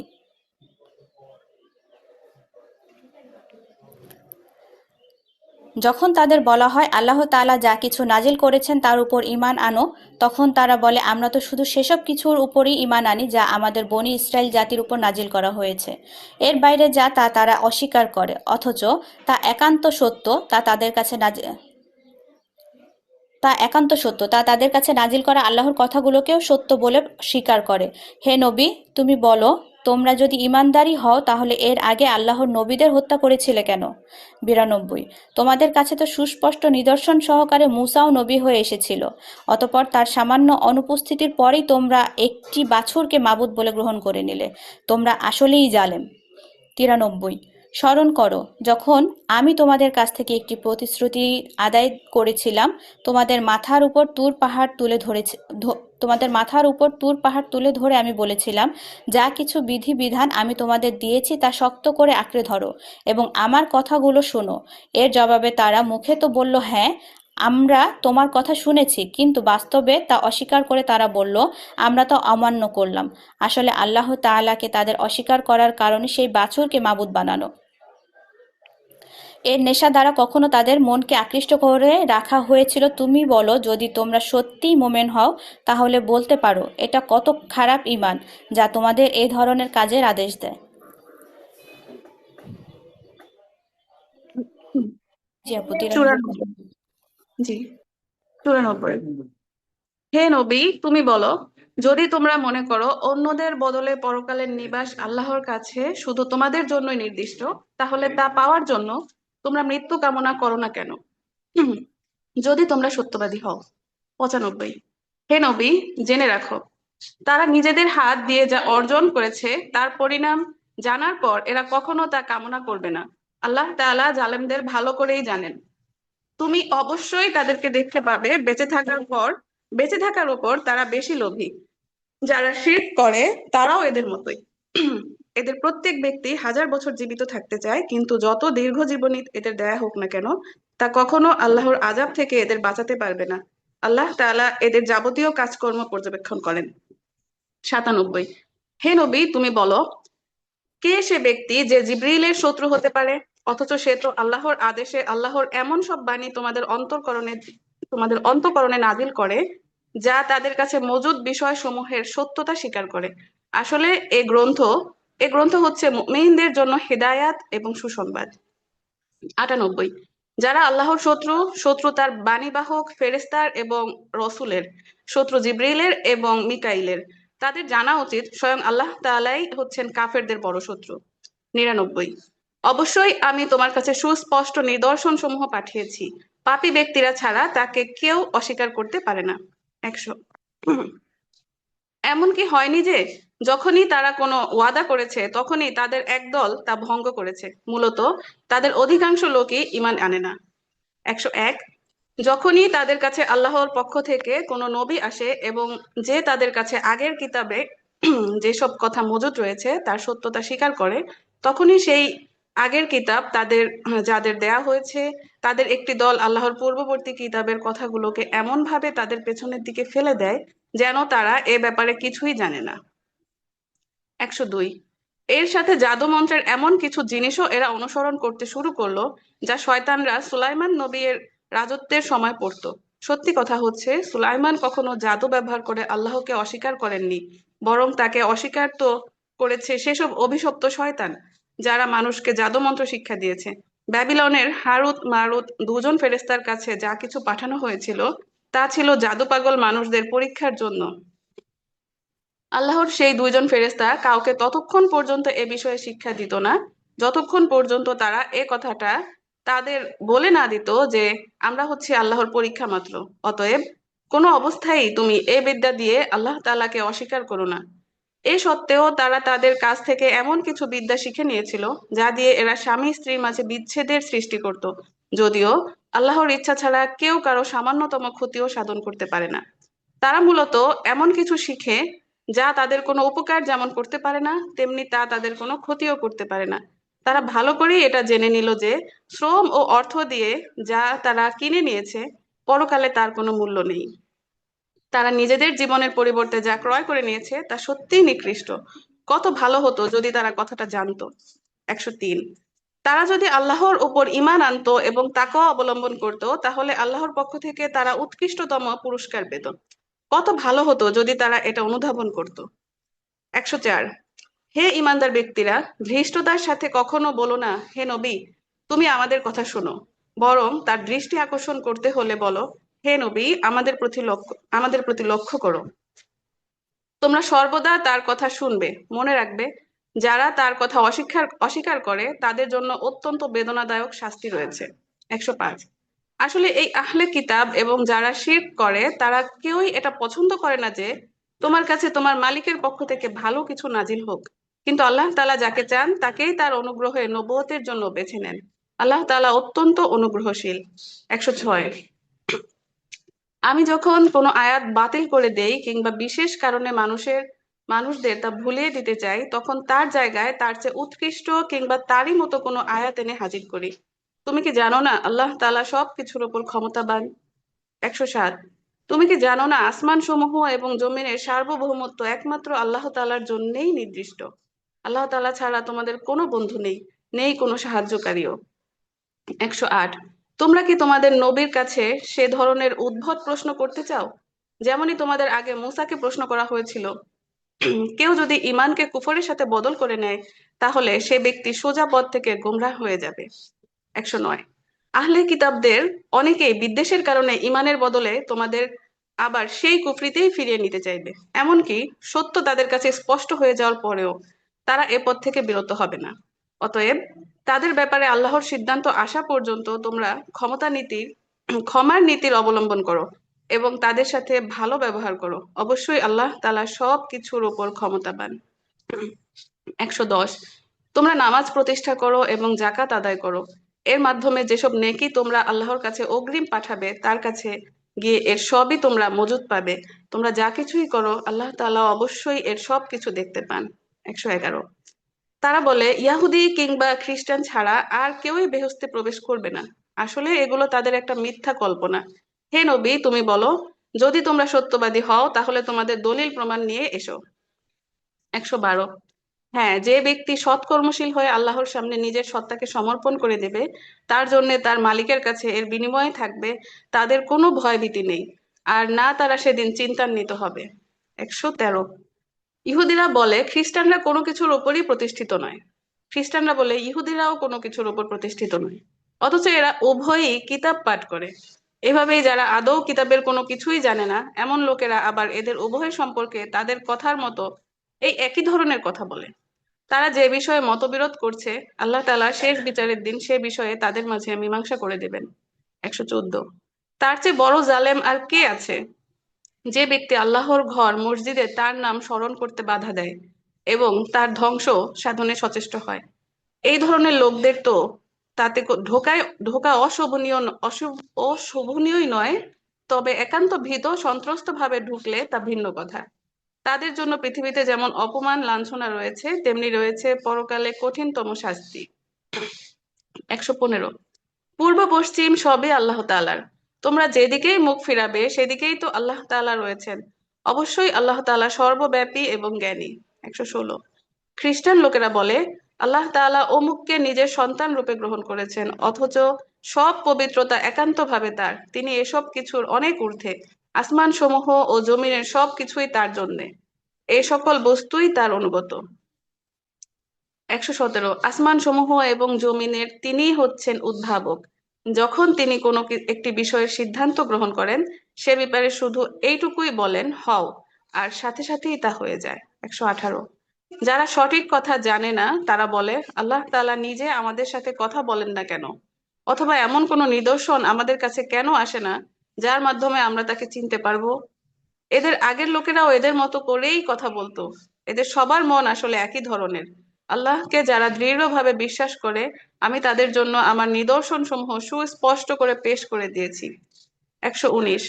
অবশ্যই আমি তোমাকে সত্য দিন সহ পাঠিয়েছি আযাবের ভীতি প্রদর্শনকারী ও জান্নাতের সুসংবাদবাহী হিসেবে।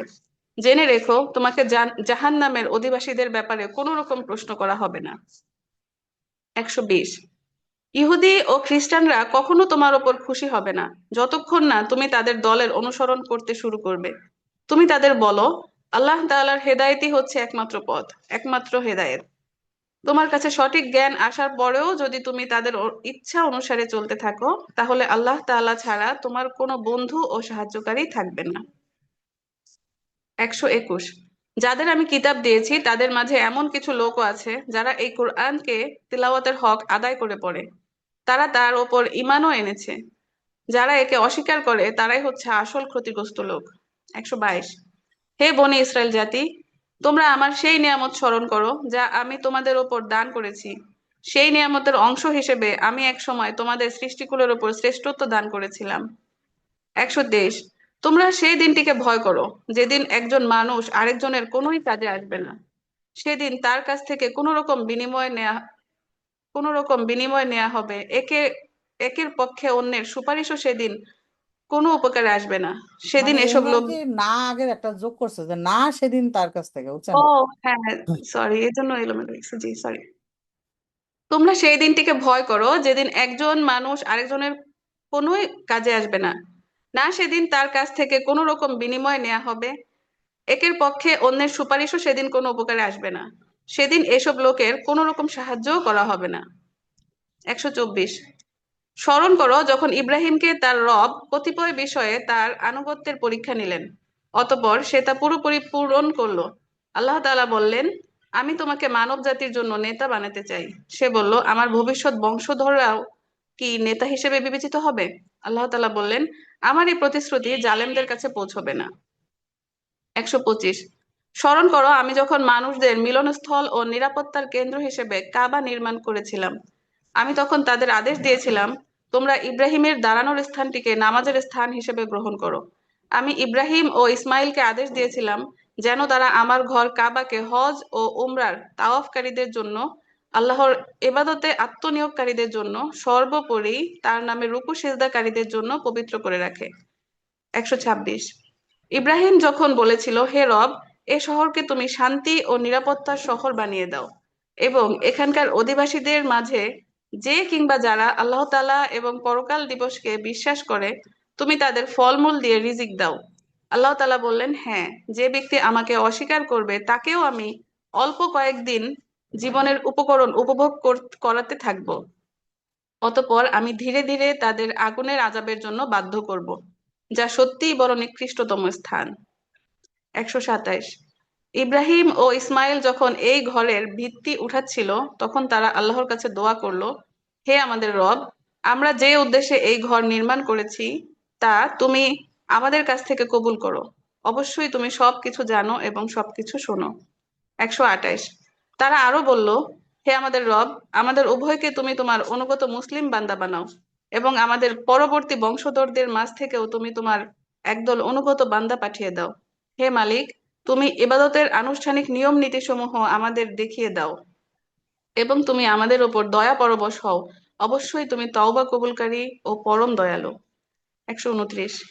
হে আমাদের রব, আমাদের বংশের মধ্যে তাদের নিজেদের মাঝ থেকে তুমি এমন একজন রসূল পাঠাও যে তাদের কাছে তোমার আয়াতসমূহ তিলাওয়াত করবে, তাদের তোমার কিতাবের জ্ঞান ও প্রজ্ঞা শিক্ষা দিবে, উপরন্তু তা দিয়ে সে তাদের পবিত্র করে দেবে। হে আল্লাহ, তুমি আমাদের দোয়া কবুল করো। অবশ্যই তুমি মহাপরাক্রমশালী, পরম কুশলী। 130। জেনে বুঝে যে নিজেকে মূর্খ বানিয়ে রেখেছে সে ব্যক্তি ছাড়া আর কে এমন হবে যে ইব্রাহিমের বিধান থেকে মুখ ফিরিয়ে নিবে? অথচ তাকে আমি নবুয়তের জন্য বাছাই করে নিয়েছি। শেষ বিচারের দিনে সে অবশ্যই নেক লোকদের মধ্যে শামিল হবে। 131।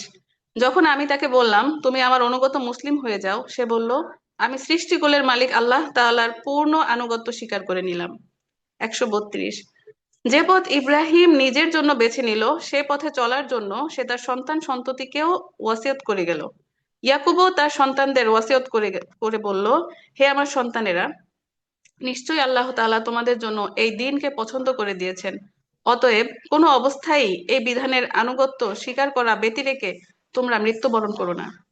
133। হে ইয়াহুদি জাতি, তোমরা কি তখন সেখানে উপস্থিত ছিলে যখন ইয়াকুবের সামনে তার মৃত্যু এসে হাজির হলো এবং সে যখন তার ছেলে মেয়েদের বলল, আমার মৃত্যুর পর তোমরা কার ইবাদত করবে?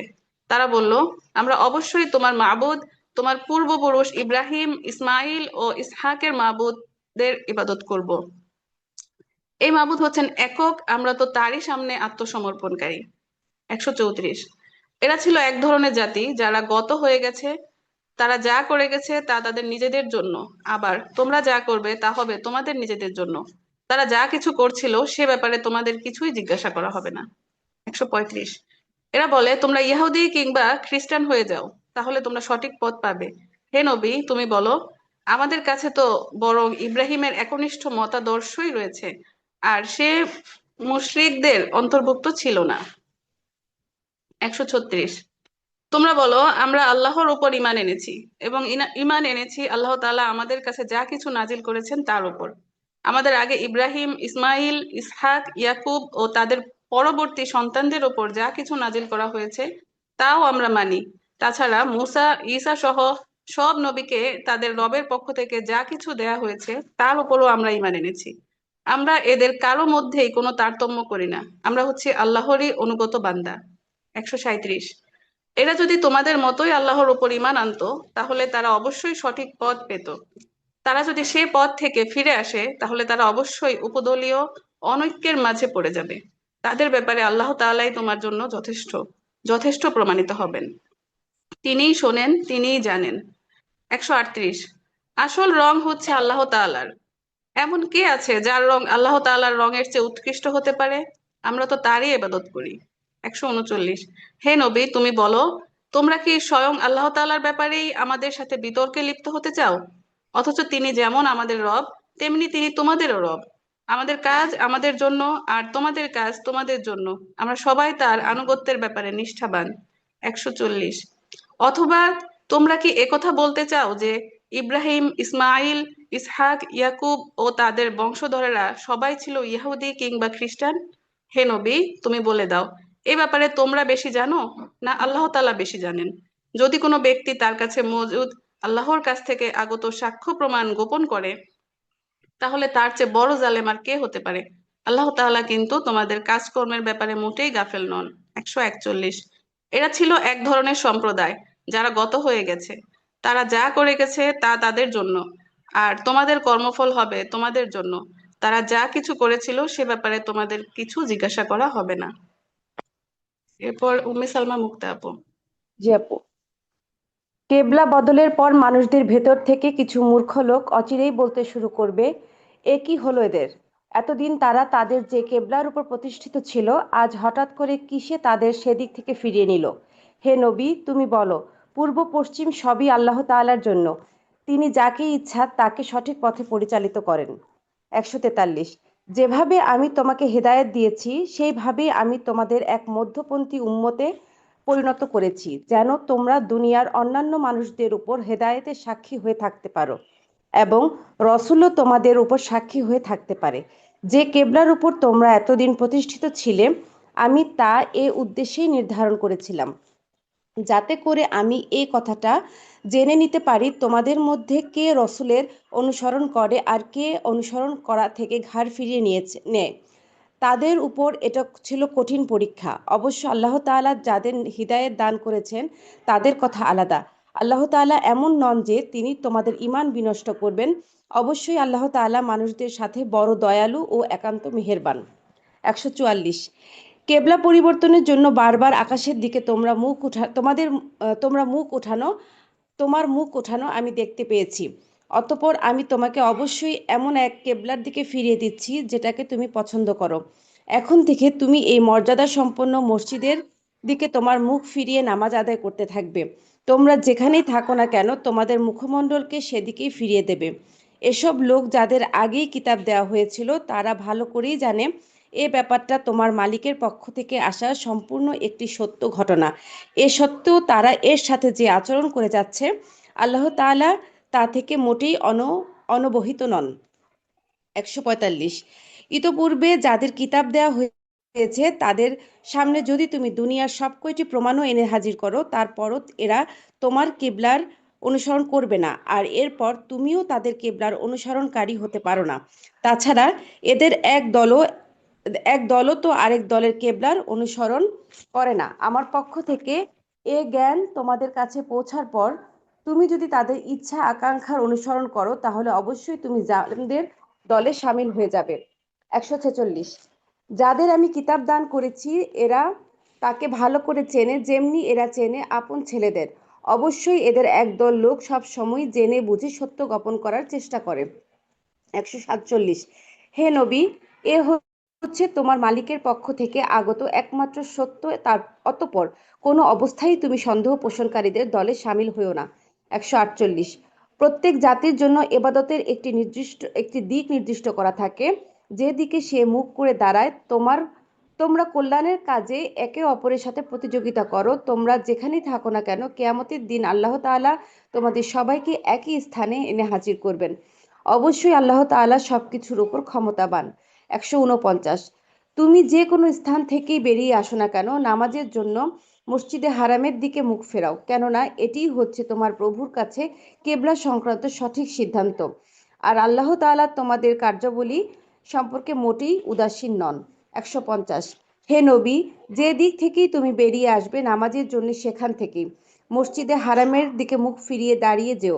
এ সময় তুমি যেখানেই থাকো না কেন সেদিকে মুখ ফিরিয়ে নেবে, তাহলে প্রতিপক্ষের লোকদের কাছে তোমার বিরুদ্ধে দাঁড় করানোর মতো কোনো যুক্তি অবশিষ্ট থাকবে না। তাদের মধ্য থেকে যারা বাড়াবাড়ি করে তাদের কথা আলাদা। তোমরা এদের ভয় করো না, ভয় করো আমাকে, যাতে করে আমি তোমাদের উপর আমার নিয়ামত পূর্ণ করে দিতে পারি। আশা করা যায় তোমরা সঠিক পথের সন্ধান পেয়ে যাবে। 151। সঠিক পথের সন্ধান দেওয়ার জন্য আমি এভাবে তোমাদের কাছে তোমাদের মাঝ থেকে একজন রসুল পাঠিয়েছি। যে ব্যক্তি প্রথমত তোমাদের কাছে আমার আয়াতসমূহ তেলাওয়াত করবে, দ্বিতীয়ত সে তোমাদের জীবন পরিশুদ্ধ করে দেবে, তৃতীয়ত সে তোমাদের আমার কিতাব ও তার অন্তর্নিহিত জ্ঞান শিক্ষা দিবে, এর সাথে সে তোমাদের এমন বিষয়সমূহের জ্ঞানও শিখাবে যা তোমরা কখনো জানতে না। 152। অতএব এসব অনুগ্রহের জন্য তোমরা আমাকে স্মরণ করো, আমিও পুরস্কার দিয়ে তোমাদের স্মরণ করব। তোমরা আমার কৃতজ্ঞতা আদায় করো এবং কখনো আমার অকৃতজ্ঞ হইও না। 153। হে মানুষ, তোমরা যার ঈমান এনেছো, ধৈর্য ও নামাজের মাধ্যমে তোমরা আমার সাহায্য প্রার্থনা করো। অবশ্যই আল্লাহ তাআলা ধৈর্যশীল মানুষদের সাথেই আছেন। 154। যারা আল্লাহ তাআলার পথে নিহিত হয়েছে তাদের তোমরা মৃত বলো না, বরং তারাই হচ্ছে আসল জীবিত, কিন্তু এ ব্যাপারে তোমরা কোনো চৈতন্যই রাখো না। 155। আমি অবশ্যই তোমাদের পরীক্ষা করব, কখনো ভয় ভীতি, কখনো ক্ষুধা অনাহার, কখনো বা জানমাল ও ফসলাদির ক্ষতি সাধন করে। যারা ধৈর্যের সাথে এর মোকাবেলা করে তুমি সেসব ধৈর্যশীলদের জান্নাতের সুসংবাদ দান করো। 156। যখন তাদের উপর কোনো বিপদ আপদ আসে তখন যারা বলে নিঃসন্দেহে আমার আল্লাহ তাআলার জন্য অবশ্যই আমরা একদিন তার কাছেই ফিরে যাব, বস্তুত এরা হচ্ছে সেসব ব্যক্তি যাদের উপর রয়েছে তাদের মালিকের পক্ষ থেকে পাওয়া অবারিত রহমত ও অপার করুণা, আর এরাই হচ্ছে সঠিক পথপ্রাপ্ত। 158। অবশ্যই সাফা এবং মারওয়া পাহাড় দুটো আল্লাহ তাআলার নিদর্শন সমূহের অন্যতম। অতএব যদি তোমাদের মধ্যে কেউ আল্লাহর ঘরের হজ কিংবা উমরা আদায় করার এরোদা নিয়ে এরাদা করে তাদের জন্য এই উভয় পাহাড়ের মাঝে তাওয়াফ করতে দোষের কিছু নেই। যদি কোনো ব্যক্তি নিষ্ঠার সাথে কোনো ভালো কাজ করে তাহলে তারা যেন জেনে রাখে নিঃসন্দেহে আল্লাহ তাআলা বান্দার কাজকর্মের যথার্থ মূল্যায়নকারী ও প্রভূত জ্ঞানের অধিকারী। 159। মানুষের জন্য যেসব বিধান আমি আমার কিতাবে বর্ণনা করেছি, তারপর যারা আমার নাজিল করা সুস্পষ্ট নিদর্শন সমূহ ও পরিষ্কার পথনির্দেশ গোপন করে, জেনে রেখো এরাই হচ্ছে সেসব লোক যাদের উপর আল্লাহ তাআলা অভিসম্পাত করেন, অভিশাপ করে অন্যান্য অভিশাপকারীরাও। 160। তবে যারা এ কাজ থেকে তওবা করবে এবং নিজেদের সংশোধন করে নিবে, যারা সেসব সত্য কথা প্রকাশ করবে যা আহলে কিতাবরা গোপন করে আসছিল, এদের উপর আমি দয়া পরবশ হব, আমি পরম ক্ষমাশীল দয়ালু। 161। অবশ্যই যারা কুফরি করেছে এবং কাফের অবস্থায় মৃত্যুবরণ করেছে তাদের উপর আল্লাহর অভিশাপ রয়েছে। অভিশাপ ফেরেশতাদের সর্বোপরি অভিশাপ সমগ্র মানবকুলের। 162। অভিশপ্ত হয়েই এরা সেখানে চিরকাল থাকবে, আযাব এদের উপর থেকে মোটেই কম করা হবে না, তাদের কোনো রকম অবকাশও দেয়া হবে না। 163। তোমাদের মাবুদ একক মাবুদ, তিনি ছাড়া দ্বিতীয় কোনো মাবুদ নেই, তিনি দয়ালু, তিনি মেহেরবান। 164। নিঃসন্দেহে আসমানসমূহ ও জমিনের সৃষ্টির মধ্যে রাত দিনের এই আবর্তনের মাঝে সাগরের ভাসমান জাহাজসমূহে যা মানুষের জন্য কল্যাণকর দ্রব্য সামগ্রী নিয়ে ঘুরে বেড়ায়, এর সব কটিতেই আল্লাহ তাআলার নিদর্শন মজুদ রয়েছে।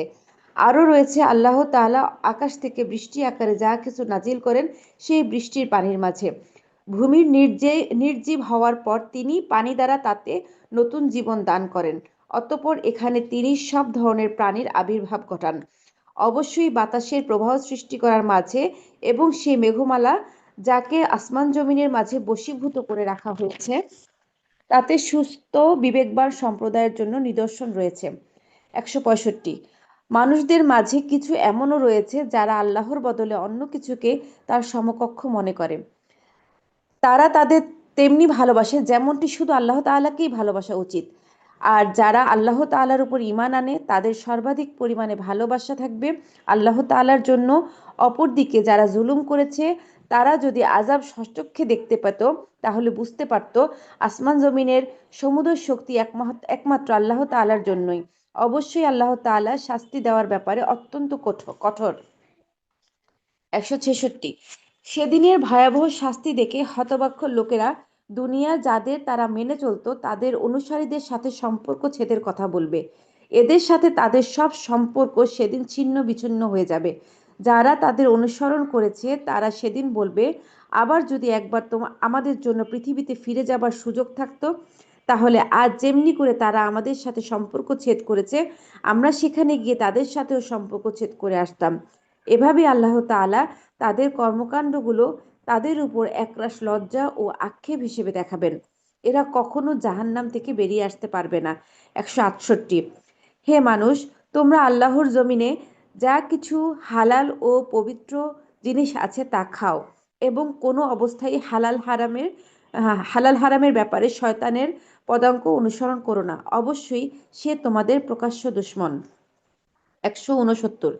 শয়তানের কাজ হচ্ছে সে তোমাদের সব সময় পাপ ও অশ্লীল কাজে আদেশ দিবে এবং সে চাইবে যেন আল্লাহ তাআলার নামে তোমরা এমন সব কথা বলতে শুরু করো যে সম্পর্কে তোমরা কিছুই জানো না। 170। তাদেরকে বলা হয় আল্লাহ তাআলা যা কিছু নাজিল করেছেন তোমরা তা মেনে চলো। তারা বলে আমরা তো শুধু সেই পথেরই অনুসরণ করব যার উপর আমরা আমাদের বাপ দাদাদের পেয়েছি। তাদের বাপদাদারা যদি এ ব্যাপারে কোনো জ্ঞান বুদ্ধির পরিচয় নাও দিয়ে থাকে এবং তারা যদি হেদায়েত নাও পেয়ে থাকে, তবুও কি তারা তাদের অনুসরণ করবে? 171। যারা কুফরি করেছে তাদের উদাহরণ হচ্ছে সে ব্যক্তির মতো যে এমন এক জন্তুকে ডাক দেয় যে জন্তুটি ডাক ও চিৎকারের আওয়াজ ছাড়া আর কিছুই শুনতে পায় না। মূলত এরা কানেও শোনে না, মুখেও কিছু বলতে পারে না, চোখেও দেখে না, হেদায়েতের কথাও এরা বোঝে না। 172। হে মানুষ, তোমরা যার ঈমান এনেছো তোমরা যদি একান্তভাবে আল্লাহ তাআলারই দাসত্ব করো, তাহলে আমি যেসব পাক পবিত্র জিনিস তোমাদের দান করেছি নিঃসংকোচে তা তোমরা খাও এবং এ নেয়ামতের জন্য তোমরা আল্লাহ তাআলার শুকর আদায় করো। 173। অবশ্যই তিনি তোমাদের উপর মৃত জন্তুর গোশত, সব ধরনের রক্ত ও শূকরের গোশত হারাম করেছেন এবং এমন সব জন্তুও হারাম করেছেন যা আল্লাহ তাআলা ছাড়া অন্য কারো উপর জবাই কিংবা উৎসর্গ করে ডাকা হয়েছে। তবে সে ব্যক্তির কথা আলাদা যে ক্ষুধার কষ্টে অতিষ্ঠ, সে আল্লাহর আইনের সীমা লঙ্ঘনকারী নয়, অথবা যেটুকু হলে জীবনটা বাঁচে তার চাইতে বেশি বাড়াবাড়িও না করে, তাহলে এই অপারগতার সময় হারাম খেলে তার উপর কোনো গুনাহ নেই। অবশ্যই আল্লাহ তাআলা ক্ষমাশীল, অনেক মেহেরবান। 174। নিঃসন্দেহে যারা আল্লাহর নাজিল করা কিতাবের অংশবিশেষ গোপন করে রাখে এবং সামান্য বৈষয়িক মূল্যে তা বিক্রি করে দেয়, তারাই হচ্ছে সেসব লোক যারা আগুন দিয়ে নিজেদের পেট ভর্তি করে। কিয়ামতের দিন আল্লাহ তাআলা তাদের সাথে কথা বলবেন না, তিনি তাদের পবিত্রও করবেন না, এদের জন্যই রয়েছে ভয়াবহ আযাব। 175। এরাই হচ্ছে সেসব লোক যারা হেদায়েতের বদলে গোমরাহির পথ বেছে নিয়েছে, ক্ষমার বদলে তারা আযাব বেছে নিয়েছে। মনে হচ্ছে জাহান্নামের আগুনের উপর এত ধৈর্য ধারণকারী এরা জাহান্নামের আগুনের উপর এত ধৈর্য ধারণকারী এরা। 176। এটা এজন্যই যে আল্লাহ তাআলা সত্য দ্বীন সহকারে কিতাব নাজিল করেছেন। অবশ্যই যারা এই কিতাবের মতবিরোধ করেছে তারা সত্য ও ন্যায়ের পথ থেকে অনেক দূরে নিক্ষিপ্ত হয়ে গেছে। 177। তোমরা তোমাদের মুখমণ্ডল সমূহকে পূর্ব দিকে ফেরাও এবং পশ্চিম দিকে ফেরাও, এতেই কিন্তু এবং না সব বা এবং না বা বা পূর্ব দিকে ফেরাও বা পশ্চিম দিকে ফেরাও, এতেই কিন্তু সব নেকি নিহিত নেই। তবে আসল নেকি হচ্ছে এই যে একজন মানুষ ঈমান আনবে আল্লাহর উপর, পরকালের উপর, ফেরেশতার উপর, আল্লাহর কিতাবের উপর, কিতাবের বাহক নবী রাসূলদের উপর, অতঃপর অপর এবং মাল সম্পদের অপর তার নিজের ভালোবাসা থাকা সত্ত্বেও সে তার আত্মীয় স্বজন, এতিম, মিসকিন ও পথিক মুসাফিরের জন্য ব্যয় করবে। সাহায্য প্রার্থী দুস্থ মানুষ সর্বোপরি মানুষদের দাসত্বের বন্দিদশা থেকে মুক্ত করার কাজে ব্যয় করবে এবং নামাজ প্রতিষ্ঠা করবে দারিদ্র্য বিমোচনের জন্য, যাকাত আদায় করবে। তাছাড়াও রয়েছে সেসব পুণ্যবান মানুষ যারা প্রতিশ্রুতি দিলে তা পালন করে। ক্ষুধা দারিদ্র্যের সময় ও হক বাতিলের যুদ্ধের সময় এরা ধৈর্য ধারণ করে। মূলত এরাই হচ্ছে সত্যবাদী এবং এরাই হচ্ছে প্রকৃত তাকওয়া অবলম্বনকারী মানুষ। 178। হে মানুষ, তোমরা যারা ঈমান এনেছ তোমাদের জন্য নরহত্যার ন্যায় বিচার নিশ্চিত করার লক্ষ্যে কেসাস প্রয়োগকে ফরজ করে দেওয়া হয়েছে এবং তা হচ্ছে স্বাধীন ব্যক্তির বদলে স্বাধীন ব্যক্তি দণ্ডাজ্ঞা পাবে, দাসের বদলে পাবে দাস, নারীর বদলে নারীর উপর দণ্ড প্রযোজ্য হবে। অবশ্য যে হত্যাকারীকে যাকে হত্যা করা হয়েছে তার পরিবারের লোকেরা কিংবা তার ভাইয়ের পক্ষ থেকে ক্ষমা করে দেওয়া হয়, তার ক্ষেত্রে কোনো ন্যায়ানুগ পন্থা অনুসরণ করে তা নিষ্পত্তি করতে হবে। এটা তোমাদের মালিকের পক্ষ থেকে দণ্ড হ্রাস করার একটা উপায় ও তার একটি অনুগ্রহ মাত্র। তারপর কেউ যদি বাড়াবাড়ি করে তাহলে তার জন্য কঠোর শাস্তি রয়েছে। আলহামদুলিল্লাহ, প্রথম দিনের পড়া শেষ হয়েছে, আলহামদুলিল্লাহ। আচ্ছা, আজকে আমরা একটা আইডিয়া পেলাম যে আমাদের এরকম 1-1.5 ঘন্টা, 1.5 ঘন্টা বা 1.5-2 ঘন্টা এরকম লাগবে আর কি, ইনশাল্লাহ ইনশাল্লাহ। আশা করতেছি 3টার মধ্যে আমরা ক্লোজ করে ফেলতে পারবো। ঠিক আছে, সবাই ভালো থাকেন, জাযাকুমুল্লাহু খায়র। সুবহানাকা আল্লাহুম্মা বিহামদিকা নাশহাদু আল্লা ইলাহা ইল্লা আনতা নাস্তাগফিরুকা ওয়া নাতুবু ইলাইক। আসসালামু আলাইকুম।